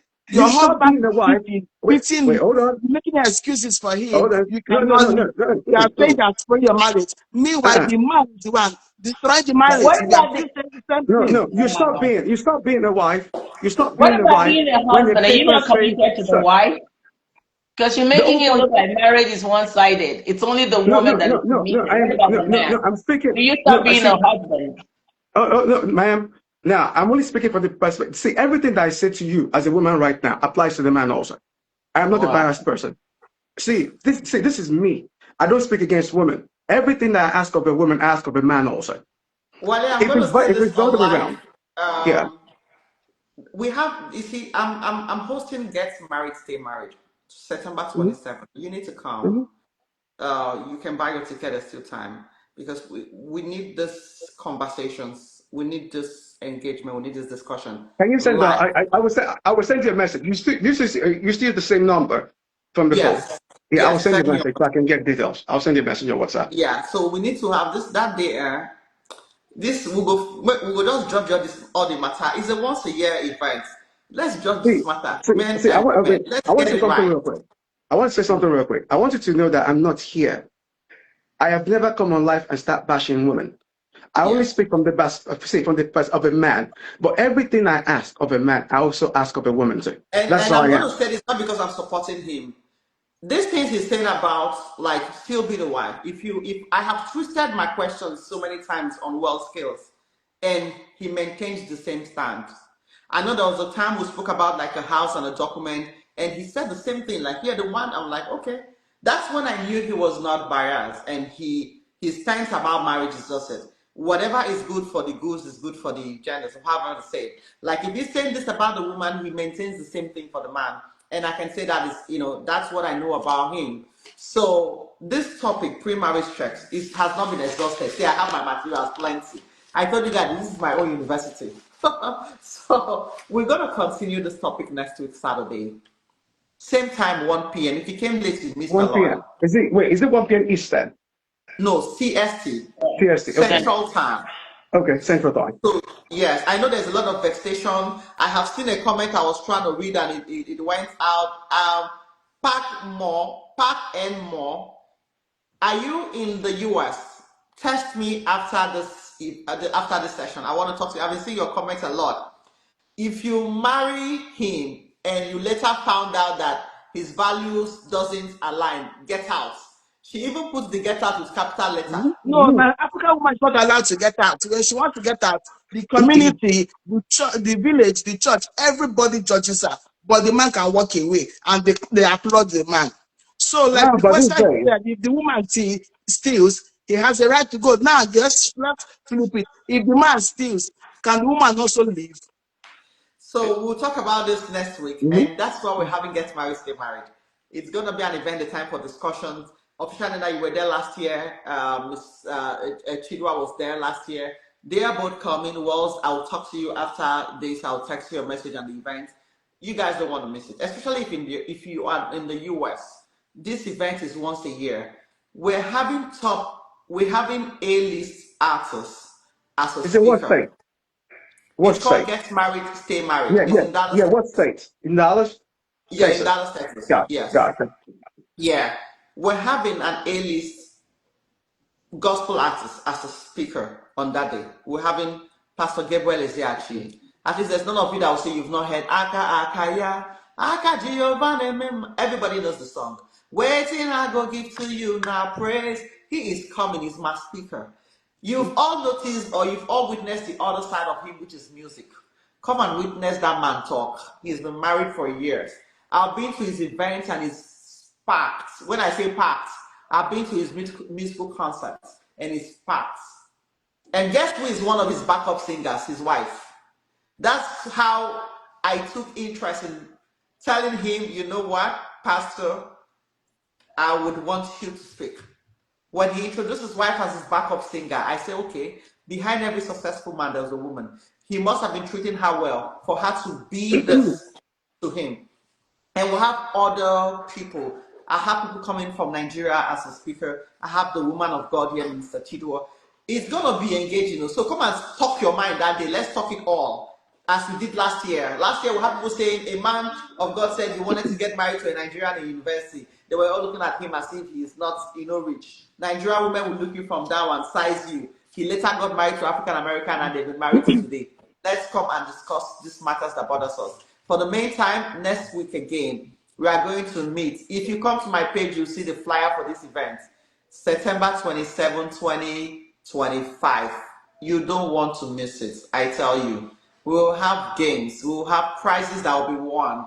I will even do a couples. I want to know if you know your spouse. All this one, you come and post on social media like you know your wife or you know your husband.